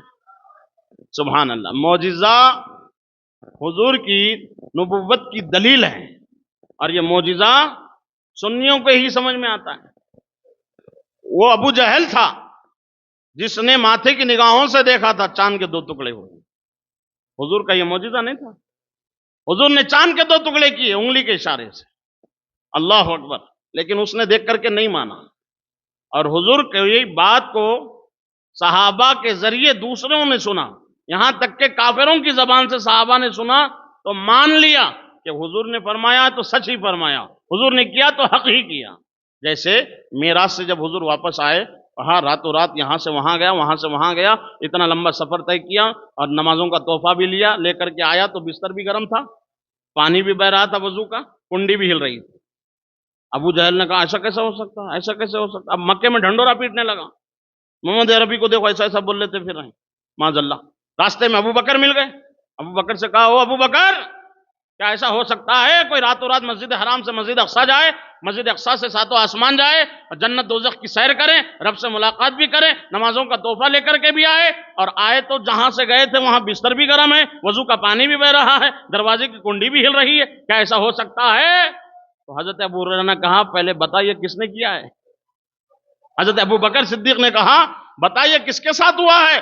کہا تم جس کا کلمہ پڑھتے ہو انہی کے ساتھ ہوا ہے، وہی یہ کہہ رہے ہیں. تو انہوں نے کہا حضور نے کہا تو سچ ہی کہا، میں مانتا ہوں کہ حضور کو اللہ نے معراج عطا فرمایا. ماننے والے ایسے ہوتے غیروں سے سن کے بھی مان لیتے، اور نہیں ماننے والے جو ہوتے ہر دھرمی میں ہر نقشہ الٹا نظر آتا ہے، ابا نظر آتی ہے، اماں نظر آتا ہے، بتلاؤں تمہیں کیسے کیا کیا نظر آتا ہے جس کی نظر جیسی اس کو ویسا نظر آتا.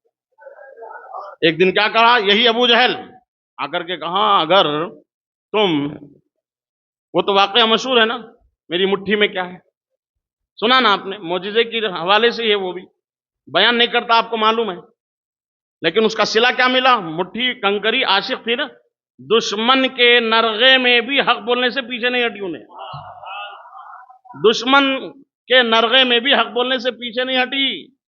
دیکھو سیکھو، حق بولنے والے ایسے ہوتے ہیں، نہیں دیکھتے علاقہ کس کا ہے، بستی کس کی ہے، قریہ کس کی ہے، دیہات کس کا ہے، شہر کس کا ہے، گاؤں کس کا ہے. نہیں، حق جو ہوتا ہے وہ سر چڑھ کے بولتا ہے اور کان میں نہیں میدان میں بولتا ہے. سبحان اللہ، سبحان اللہ. یہ ابو جہل کی مٹھی میں کنکروں نے بتا دیا ہم کس کے غلام ہیں، چاہے کسی کی مٹھی میں ہو لیکن بولتے وہی جو حق ہوتا ہے. سبحان اللہ. انہوں نے نبی کا کلمہ پڑھا نا کنکریوں نے، تو ابو جہل نے کیا کیا، غصے سے کنکری اٹھا کر کے پھینکا، وہ کنکری آ کر کہاں گرے؟ حضور کے قدموں میں گرے. سبحان اور اللہ. کنکریوں نے اپنے زبان حال سے کہا ابو جہل تیرا شکریہ، تیرا شکریہ ہم کہاں ذرے بن کے پڑے ہوئے تھے پتہ نہیں، تو لا کر کے ہمیں آج قدموں نے مصطفیٰ میں ڈال سبحان دیا اللہ، اور ہمیں ذرے سے آفتاب بنا دیا۔ سبحان اللہ، سبحان اللہ۔ سبحان اللہ۔ حضرت فاطمہ زہرا رضی اللہ عنہ، تھکے تو نہیں آپ؟ کھڑی بھی نہیں۔ نہیں نہیں، حضرت فاطمہ زہرا رضی اللہ تعالیٰ عنہ دوپہر کے وقت گھر میں روٹیاں بیل کر سیک رہی تھی۔ میرے آقا صلی اللہ تعالیٰ علیہ وسلم حجرے میں داخل ہوئے، کہا فاطمہ بہت دیر سے تم گرمی میں روٹیاں بیل رہی ہو، سیک رہی ہو، تھوڑا آرام کرو، تھوڑا آرام کرو۔ میں روٹی سیک دیتا ہوں۔ حضور نے روٹی بیلی اور روٹی اٹھا کر توے پہ ڈالی۔ بہت دیر ہو گئی، روٹی نکالی تو کچی کی کچی ہے، پکی نہیں روٹی، سیکی نہیں جا رہی، کچی کی کچی ہے۔ پھر حضور نے ڈالا، پھر کچی کی کچی۔ فاطمہ نے کہا بابا یہ میرا کام ہے، مجھے دے دیجئے۔ فاطمہ ڈالی تو روٹی پک گئی، حضور ڈالیں تو روٹی نہیں پکی۔ تو فاطمہ زہرا نے حیرت سے کہا بابا یہ کیا چکر ہے؟ آپ روٹی بیل کر سیکنا چاہتے ہیں تو روٹی نہیں پکتی، اب میں ڈالتی ہوں تو روٹی پک جاتی ہے۔ تو حضور نے فرمایا فاطمہ بات اصل یہ ہے آٹے کو میرا ہاتھ لگ گیا ہے، آہا، سبحان اللہ، آٹے کو میرا ہاتھ میں، میرا ہاتھ لگ گیا ہے۔ آگ میں طاقت نہیں ہے کہ اس کو جلا سکے، سبحان اللہ، آگ میں طاقت نہیں ہے کہ اس کو حرارت پیش کر سکے۔ جس کا ہاتھ لگ جائے اس کو آگ نہیں چھو سکتی۔ ان نابکاروں کو پکڑو ذرا، دو ٹانگ کے جانوروں کو، جنہوں نے اپنی کتابوں میں لکھا نبی کے ماں باپ مشرک تھے، جہنمی تھے معاذ اللہ۔ معاذ اللہ، معاذ اللہ، معاذ اللہ۔ ہم کسی کے خلاف بولنے کا شوق اور مزاج نہیں رکھتے، لیکن جب ہمارے آقا کے خلاف بولو گے تو تیرے منہ میں زبان ہے تو میرے منہ میں بھی زبان ہے۔ بے شک، نہ تم صدمے ہمیں دیتے، نہ فریاد یوں ہم کرتے، نہ کھلتے رازے سربستہ، نہ یوں رسوائیاں ہوتی۔ ظالم تیری ماں کے مقام کو نبی نے اتنا بڑھا دیا کہ جنت تیری ماں کے قدموں میں رکھ دی، اور وہ نبی کے ماں باپ جہنم میں۔ کتنی بڑی گالی ہے یہ نبی کے ماں باپ کے لیے۔ سنیو، یہ دو ٹانگ کے جانور، یہ داڑھی ٹوپی رکھنے والے ہندو نہیں، چوٹی اور ماتھے پہ تلک لگانے والوں نے نہیں کہا، یہ نام نہاد مولویوں نے کہا، نبی کا کلمہ پڑھنے والوں نے کہا کہ نبی کے ماں باپ کافرہ تھے معاذ اللہ، جہنمیاں تھے۔ ساری دلیلیں نہیں دیتا، دلیلیں بہت ہیں، لیکن یہ بتانا چاہتا ہوں حضور کا ہاتھ آٹے کو لگ گیا تو آگ میں طاقت نہیں کہ آٹے کو جلا سکے۔ میرے آقا نے ہاتھ نہیں، پورے وجود کے ساتھ اپنی ماں کے شکم میں 9 مہینے رہے، تو اس وجود کو آگ کیسے جلا سکتی ہے؟ بے شک، اس سبحان وجود کو اللہ، آگ کیسے جلا سکتی ہے؟ خدا کی قسم، نبی کے ماں باپ اگر جنت میں نہیں جائیں گے تو کسی کے ماں باپ جنت میں نہیں جائیں گے۔ بے شک، سبحان اللہ، سبحان اللہ۔ اس قبیل کا ایک واقعہ سنیے آپ۔ حضور مکے کی سرزمین سے جا رہے ہیں، سامنے ایک کافرہ کا مکان دکھا، اس کے گھر کے سامنے سایہ تھا، حضور وہاں جا کر کے ٹیک لگائے تو وہ کافرہ نے حضور کو آتے ہوئے دیکھا تو دروازے کھڑکیاں گھر کی بند کر لی، کیونکہ اس کو یقین تھا ان کا چہرہ جو دیکھتا سلنڈر ہو جاتا، انہی کا ہو جاتا۔ تو اس نے دروازے کھڑکیاں بند کی، اور حضور کو اس کو نوازنا تھا تو اسی کے دروازے پر ٹیک لگا کر حضور ٹھہرے۔ اتنے میں جبریل حاضر ہوئے، جبریل علیہ السلام آئے اور کہا یا رسول اللہ علیہ السلام، یہ مکے کی کافرہ عورت نے آپ کو دیکھ کر اپنے گھر کے دروازے کھڑکیاں بند کی، اللہ کو اس پر رحم آ گیا، اس کے لیے اللہ نے دل کی کھڑکی کھول دی۔ اس نے دروازے کھڑکیاں بند کی، اللہ نے اس کے دل کی کھڑکی کھول دی۔ اتنا کہنا تھا، عورت دوڑتے ہوئے آئی، کہا کلمہ پڑھا کر مسلمان بنا۔ سبحان اللہ، ارے حضور جس مکان کو ٹیک لگا کر کھڑے، اللہ کو گوارا نہیں کہ وہ مکان کی ملکہ کافرہ رہے، صرف ٹیک لگائے حضور، تو اللہ اس مکان کی ملکہ کو کافر رہنے نہیں دیا، ایمان کی دولت سے نواز دیا۔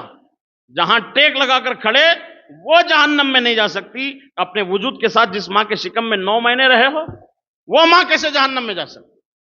اللہ اکبر۔ وہابیوں سے بھی بچو، دشمنان رسول سے بچو، اس لیے کہ ہمیں ایک طرف یہود و نصارہ ٹارگٹ کر رہے ہیں، ایک طرف یہ وہابی دیوبندی ٹارگٹ کر رہے ہیں، یہ لوگ عقیدے کے پیچھے پڑے ہوئے، یہ لوگ عمل کے پیچھے پڑے ہوئے ہیں۔ ایسے میں سنیوں کو بچا کر اپنی زندگی گزار کر ایمان ساتھ میں لے کر قبر میں جانا ہے، اور اس ذہن کے ساتھ جانا ہے کہ لحد میں عشق رقے شاہ کا داغ لے کے چلے، اندھیری رات سنی تھی چراغ لے کے چلے، تیرے غلاموں کا نقش قدم ہے راہ خدا، وہ کیا بہک سکے جو یہ سراغ لے کے چلے۔ حضرات گرامی، آپ سے میں عرض کروں، میرے آقا صلی اللہ تعالیٰ علیہ وسلم نے ایک مقام پر کھانا کھایا اور کھانے کے دسترخوان سے اپنا ہاتھ پوچھا۔ تو اس زمانے میں ہوتا یہ تھا کہ دسترخوان کو آگ میں ڈالا جاتا تھا، پکایا جاتا تھا پانی میں رکھ کر، پھر اس کو نکالا جاتا، صاف ہو جاتا. وہ دسترخوان کو ڈالا جاتا، جب بھی ڈالتے آگ اس پر اثر ہی نہیں کرتی. جس دسترخوان کو حضور نے ہاتھ لگا اس کو آگ اثر نہیں کرتی. ذرا سوچو، سبحان اللہ، یہ حضور کا معجزہ. ایسے بے شمار معجزے ہیں حضور کے، میں ان معجزوں کو کیا بیان کر سکوں جس کی ذات خود معجزہ ہے.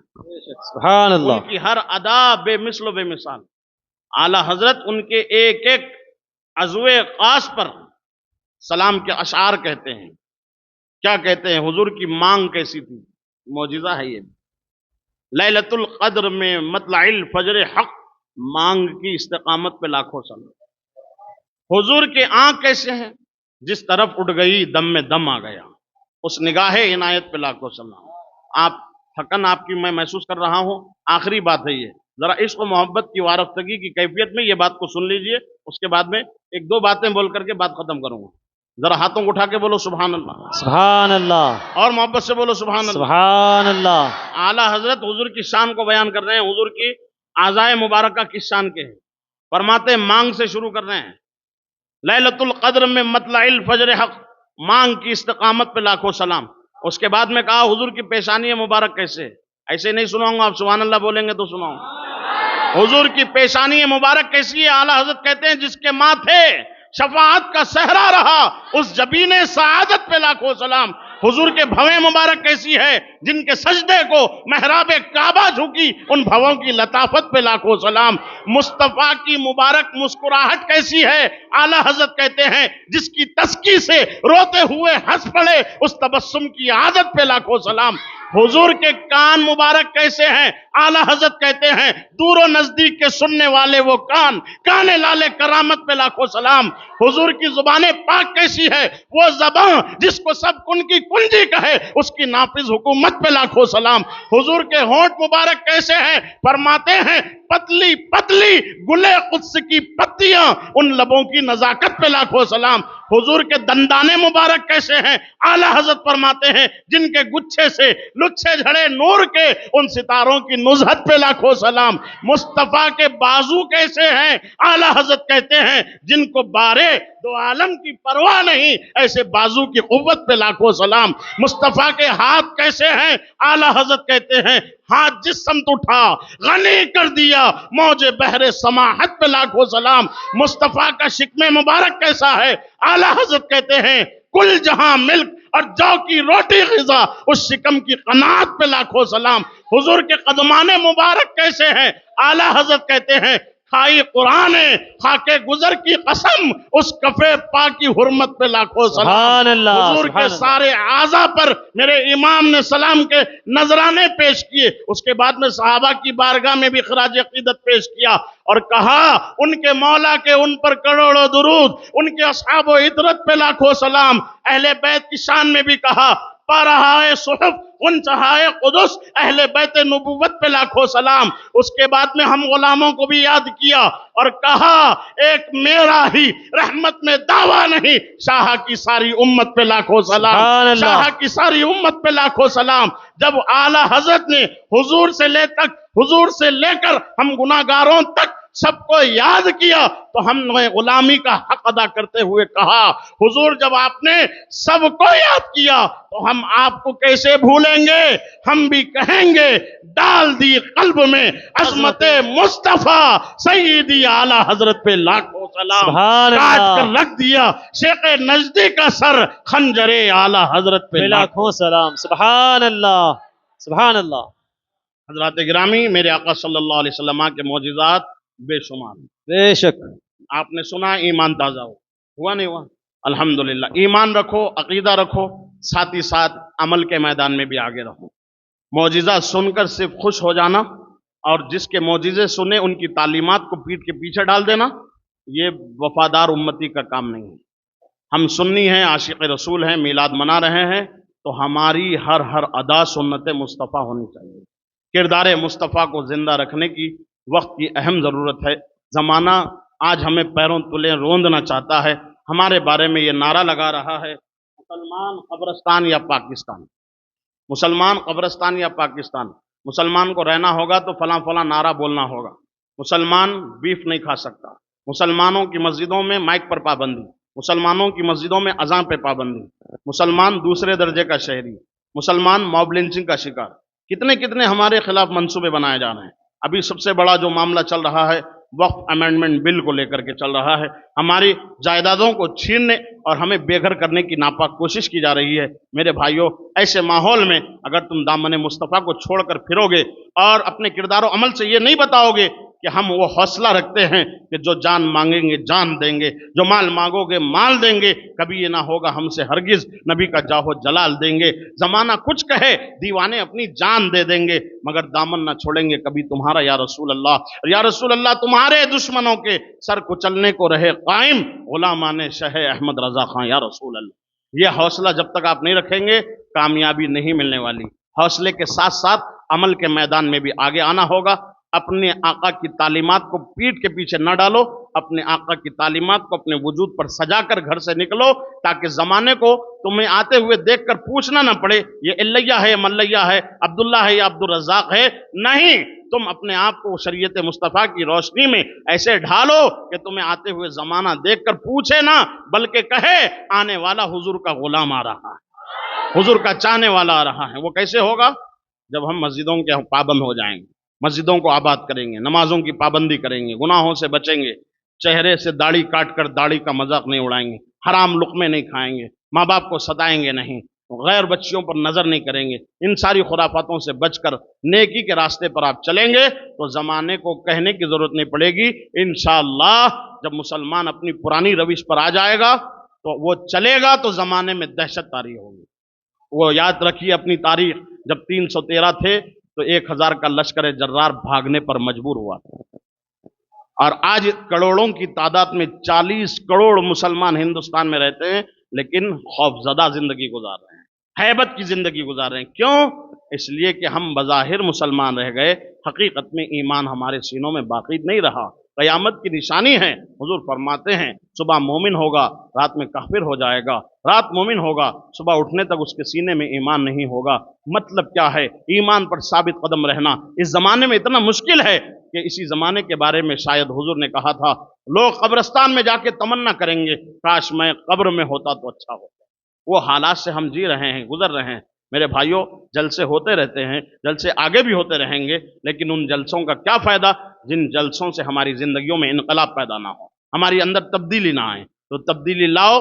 جلسہ کرانے والوں کا مقصد واحد یہی ہے کہ تمہیں دین کے قریب کر دے، تمہیں اللہ رسول کے قریب کر دے۔ تم ان کے قریب ہو جاؤ گے تو انشاءاللہ دنیا بھی کامیاب رہے گی، آخرت میں بھی کامیاب رہو گے، قبر میں بھی تم جو ہے مسکراتے ہوئے رہو گے، اور قبر میں میرے آقا تشریف لائیں گے تو فرشتوں سے کہیں گے جانے دو یہ اپنا ہے۔ اس فکر کے ساتھ آپ جیو انشاءاللہ۔ بولو انشاءاللہ۔ جیسا میں نے بتایا، ایک طرف یہود و نصارہ ہے، ایک طرف ہمارے بنامے مسلمان بننے والی جماعتیں ہیں، ہمارے پیچھے پڑے ہوئے ہمارے ایمان عقیدہ کو لوٹنا چاہتے ہیں۔ ان میں کم میں بڑھتی یہ کہ سنیوں میں فتنے پیدا ہو جانے۔ کیسے؟ کوئی فلاں جگہ کے پیر، کوئی فلاں جگہ کے پیر، انہوں مولائی، انہوں سید زادے، سب کو اپنی اپنی سیادت چمکانا ہے، کوئی جو ہے کسی کو ماننے کو تیار نہیں۔ اب پھر یہ نیا فتنہ، یہ جو دور جدید میں چل رہا ہے، وہ سب سے بڑا فتنہ تو یہ سنیوں میں بن گیا ہے۔ ہر جگہ کی یہ ٹاپک بن گئی ہے کہ فلاں مولائی ہے، فلاں وہ ہے، ہم کو رافضی کہتے ہیں، ہم کو تفضیلی کہتے ہیں، ہم کو خارجی کہتے ہیں، ناصبی کہتے ہیں۔ اس طرح کے فتنے چل رہے ہیں اور غیر اس کا بھرپور فائدہ اٹھا رہا ہے اور ہم آپس میں لڑ رہے ہیں۔ کیا ضرورت پڑ گئی سنیوں کو کہ اب وہ صحابہ کے معاملے میں جو ہے اپنی رائے پیش کرنے کے قابل سمجھ رہے ہیں اپنے آپ کو، جبکہ تمہاری حیثیت کچھ نہیں ہے۔ چے پدی وہ چے پدی کا شوربہ، یہ منہ اور مسور کی دال، تم کہاں صحابی کا مقام کہاں، جبکہ صحابی کے مقام کو اپنے وقت کا غوث اعظم بھی نہیں پہنچ سکتا۔ اللہ نے تمام حضور کے غلاموں صحابہ سے جنت کا وعدہ لے لیا، وَكُلًّا وَعَدَ اللَّهُ الْحُسْنَى، سب سے اللہ نے جنت کا وعدہ لیا۔ تم کیوں اپنی زبانیں دراز کرتے ہو اس مقدس بارگاہوں میں؟ اور یہ ٹارگٹ بنا لیے لوگ کہ ہم امیر معاویہ کی صحابیت کو نہیں مانیں گے رضی اللہ تعالیٰ۔ تو کون ہوتا ماننے نہیں ماننے والا؟ تیرے ماننے نہیں ماننے سے کیا ہوگا؟ تو نہیں مان کر کے یہ بتا رہا ہے کہ سب سے ہٹ کر میں ہوں، اور تو اپنا راستہ جہنم کا اختیار کر رہا ہے۔ کیوں سنی بھولے بھالوں کو لڑا رہے ہو؟ یہ وہ نوجوان اور آوارہ قسم کے لڑکے جہاں یہ لوگ ڈبوں پہ ہوتے ہیں، ہوٹلوں پر ہوتے ہیں، چبوتروں پر ہوتے ہیں، وہاں اس موضوع کو اپنا جو ہے محبوب موضوع بنا لیے ہیں، وہاں بیٹھ کر تبصرے کر رہے ہیں، انہوں جنتی نہیں، انہوں جنتی نہیں، انہوں جب کے صحابی، انہوں اب کے صحابی، انہوں فتح مکہ سے پہلے کے صحابی، انہوں فتح مکہ کے بعد کے صحابی۔ یہ کیوں ہو رہا ہے؟ میرے آقا صلی اللہ تعالی علیہ وسلم کی تعلیمات سے کیوں ہٹ رہے ہیں؟ حضور نے فرمایا الا لا تسب اصحابی، خبردار ہو جاؤ، میرے کسی صحابی کو گالی مت دو۔ میرا ایک صحابی مٹھی بھر جو اللہ کی راہ میں خیرات کرے گا تو امت مصطفیٰ اگر احد پہاڑ کے برابر بھی سونا راہ خدا میں خیرات کرے گی تو میرے ایک صحابی کے مٹھی بھر جو کا مقابلہ نہیں کر سکتی۔ یہ صحابہ کا مقام ہے، اور ہر صحابی جنتی ہے، اللہ نے تخصیص نہیں فرمائی۔ وَكُلًّا وَعَدَ اللَّهُ الْحُسْنَىٰ، چاہے وہ بیت رضوان کے موقع پر ہوئے صحابی، یا فتح مکہ سے پہلے ہوئے ہوں، یا فتح مکہ کے بعد ہوئے ہوں، یا صلح حدیبیہ کے موقع پر ہوئے ہو، جب کبھی بھی وہ صحابی ہوئے۔ صحابی کا ڈیفینیشن کیا ہے؟ جس نے حالت ایمان میں چہرے وضحا کا نظارہ کیا ہو اور حالت ایمان میں دنیا سے رخصت ہوا ہو، وہ صحابی ہے۔ تو صحابی عمل سے نہیں بنتا، صحابی دیدار رسول سے بنتا، نظر مصطفیٰ سے بنتا ہے۔ تو نظر مصطفیٰ جب ان کا انتخاب کر لی ہے کہ ان کو صحابیت میں داخل کر لی، تو تم کون ہوتے ہو ان کو صحابیت کے درجے سے نکالنے والے؟ گستاخ اور بے ادب مت بنو، اپنی آخرت کو تباہ مت کرو۔ اور سنیو، تم ان کی چکر میں نہ آؤ، ان کی باتوں میں مت آؤ۔ قیامت کے دن تم سے یہ سوال نہیں ہوگا کہ تم نے صحابہ کے بارے میں تخصیص کیوں نہیں کی، ان کو ان سے افضل کیوں نہیں مانا، ان کو ان سے افضل کیوں نہیں مانا۔ یہ تم سے متعلق سوال نہیں ہے۔ جماعت اہل سنت کا اجماعی فیصلہ یہ ہے کہ ہر صحابی جنتی ہے، سب عادل ہیں، ان کا ذکر خیر سے ہونا چاہیے، کوئی ان کے خلاف گستاخی نہ کرے، زبان طعن کو دراز نہ کرے۔ اس پر دلیلیں بھی دے سکتا ہوں۔ ایک دلیل میں آپ کو صرف دینا چاہتا ہوں۔ لوگ یہ سمجھتے ہیں کہ حب علی کا نام ہی اصل سنیت، اس کی آڑ میں صحابہ کو گالی دو چلے گا، معاذ اللہ۔ نہیں، ایسا نہیں ہے۔ اللہ نے ہمیں دونوں ہاتھ اس لیے دیے ہیں تاکہ ایک ہاتھ میں دامن صحابہ ہو، دوسرے ہاتھ میں دامن اہل بیت ہو۔ اہل سنت کا ہے بیڑا پار، اصحاب حضور نجم ہے اور ناؤ ہے اطرت رسول اللہ ہے۔ صحابی کا بھی ادب کریں گے، اہل بیت کا بھی ادب کریں گے، لیکن لوگ ڈنڈی مار کے مولا علی کی صرف فضیلت بتانا چاہتے ہیں اور صحابہ کو ٹارگٹ کرتے ہیں، جبکہ سنیوں کا ہی حق ہے کہ وہ شان مولا علی کو بیان کریں، اور ہم جیسا بیان کرتے کوئی مائیکا لال نہیں بیان کرتا، سنیاں ہی صحیح ان کی تعریف بیان کرتے۔ لوگ ان کی تعریف بیان کرنے پر آتے تو وہ حدیث پیش کرتے غدیر قم کی، کیا اس موقع پر حضور نے فرمایا تھا علی کا ہاتھ اٹھا کر، من کنت مولا فہذا علی مولا، میں جس کا مولا علی بھی اس کے مولا۔ یقیناً ہم مانتے ہیں اس بات کو کہ حضور جس کے مولا ہے علی بھی اس کے مولا ہے، لیکن تم اتنی بات بتا کر دوسرے صحابہ کو ٹارگٹ کیوں کرتے ہو؟ بات پوری بتاؤ۔ جہاں حضور نے مولا علی کا ہاتھ اٹھا کر بتایا تو اس کو تم بیان کرتے ہو۔ یہ موقع بھی حدیث میں موجود ہے کہ ایک موقع پر حضور مسجد نبوی شریف میں اس حالت میں تشریف لائے کہ حضور کے ایک ہاتھ میں ابو بکر کا ہاتھ تھا، دوسرے ہاتھ میں عمر ابن خطاب کا ہاتھ تھا۔ ایسے حضور مسجد نبوی میں تشریف لائے، صحابہ دیکھے تو خوش ہو گئے، کہا کیا منظر دکھ رہا ہے؟ تو حضور نے فرمایا اب دیکھا ہے ایک بار پھر دیکھو گے، اب دیکھا ہے پھر دیکھو گے، اس لیے کہ ہم قیامت کے دن جب اٹھیں گے قبروں سے تو میں اس حالت میں اٹھوں گا کہ میرے ایک ہاتھ میں ابو بکر کا ہاتھ ہوگا، دوسرے ہاتھ میں عمر ابن خطاب کا ہاتھ ہوگا۔ غدیر قم کے موقع پہ علی کا ہاتھ اٹھانا بیان کرنے والوں، یہ کب بیان کرو گے؟ دو رنگی چھوڑ دو، یک رنگ ہو جاؤ، سراسر موم یا پھر سنگ ہو جاؤ۔ حضرات گرامی، وہاں ہاتھ اٹھانا بیان کرتے ہو تو یہ بھی بیان کرو۔ اور ایک آخری بات سنو، حضور نے فرمایا اللہ نے مجھے اس اعزاز سے نوازا ہے، اس اعزاز سے بھی نوازا ہے کہ محبوب تم جس کو رشتہ دیں گے وہ بھی جنتی، تم جس سے رشتہ لیں گے وہ بھی جنتی، جس کو دیں گے وہ بھی جنتی، جس سے لیں گے وہ بھی جنتی۔ اب دیا کس کو؟ تو خالی اتنا ہی بیان کرتے فاطمہ کو دیا علی کو، علی کی زوجیت میں نبی کی بیٹی فاطمہ ہے، اتنا ہی لوگ بیان کرتے ہیں، جبکہ ایسا نہیں ہے کہ صرف فاطمہ ایک بیٹی کو حضور نے علی مولا علی کے حوالے کیا، جبکہ اس سے پہلے حضور نے اپنی بیٹی حضرت رقیہ کو حضرت عثمان غنی کے نکاح میں بھی دی۔ یہ کب بیان کرو گے؟ اور یہ ایک نہیں، ان کے بعد میں حضرت ام کلثوم کو بھی دیا اور کہا عثمان اگر میرے 40 بیٹیاں ہوتے ایک کے بعد دیگر سب تجھ کو دیتا، ایک بیٹی علی مولا علی کو دیا تو تم اس کو بیان کرتے ہو، جہاں جس کو دو دو دیا وہ کب بیان کرو گے؟ ڈنڈی مارتے نا، وہ بھی بیان کرنا چاہیے۔ اور سنو، حضور نے لیا کس سے؟ حضرت صدیق اکبر سے حضرت عائشہ کو لیا، فاروق اعظم سے حضرت حفصہ کو لیا، تو جس سے لیا وہ بھی جنتی ہوئے، ابو بکر و عمر بھی جنتی، اور جس کو دیا وہ علی اور عثمان دونوں جنتی۔ اور کس سے لیا؟ حضرت ابو سفیان، ان کی بیٹی ہے حضرت ام حبیبہ، یہ نبی کی بیوی ہیں، امت کی ماں ہیں، اور یہ بہن کس کی ہے؟ امیر معاویہ رضی اللہ تعالیٰ عنہ کی بہن ہے۔ تو جس سے لیا وہ بھی جنتی، جس کو دیا وہ بھی جنتی۔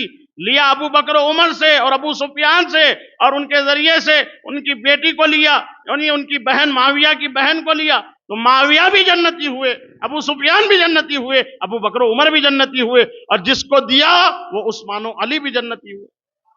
ایسا بیان کرو، بات ہی ختم، ایک طرفہ بیان کر کے لڑاتے کیوں سنیوں کو؟ اسی لیے اب ضرورت اس بات کی ہے کہ تم اپنے دل کا پہرے دار امام احمد رضا کو بناؤ، امام احمد رضا کو اپنے دل کا پہرے دار بناؤ۔ وہ نہ خارجیت اس میں داخل ہونے دیتے، نہ رافضیت اس میں داخل ہونے دیتے، بلکہ وہ کھرا کھرا عقیدہ پیش کر کے تم سے کہتے اہل سنت کا ہے بیڑا پار، اصحاب حضور نجم ہے اور ناؤ ہے عطرت رسول اللہ ہے۔ خوب کی سیر چمن گل چنے شاد رہے، باغ با جاتا ہوں میں گلشن تیرا آباد رہے۔ یہ قصہ لطیف ابھی ناتمام ہے، جو کچھ بیان ہوا وہ آغاز باب تھا، پھر کسی موقع پر اور اس کے آگے کی گفتگو ہوگی۔ اللہ تعالیٰ مجھ بولنے والے کو، آپ سبھی سننے والوں کو عمل کی توفیق عطا فرمائے، اور محافل میلاد کا صدقہ ہمیں نصیب فرمائے، اور کمیٹی کے افراد کو بھی اس سے حصہ عطا فرمائے۔ آمین بجاہ سید المرسلین یا رب العالمین، وآخر دعوانا ان الحمد للہ رب العالمین۔ کھڑے ہو جائیے، صلاۃ۔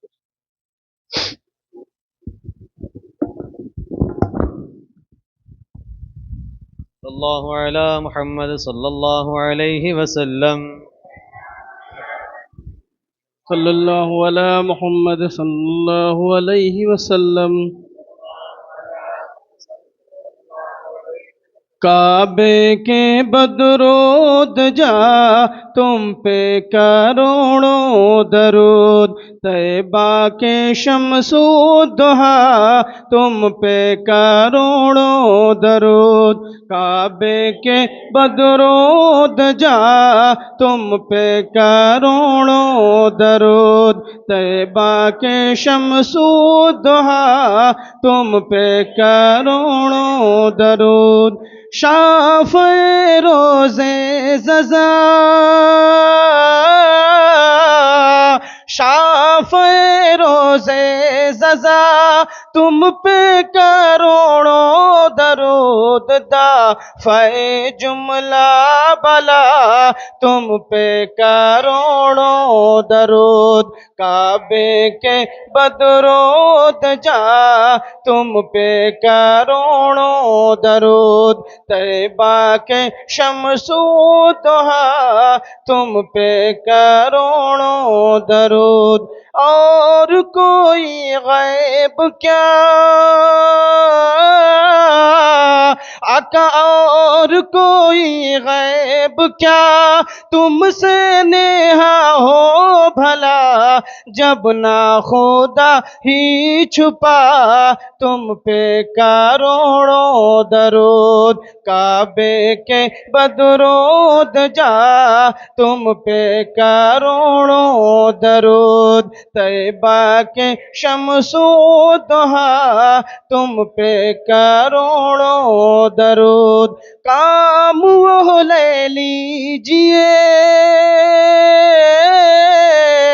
کام وہ لے لیجئے تم کو جو راضی کرے، ٹھیک ہو نام رضا تم پہ کروڑوں درود، کعبے کے بدرود جا تم پہ کروڑوں درود، طیبہ کے شمس و ضحیٰ تم پہ کروڑوں درود۔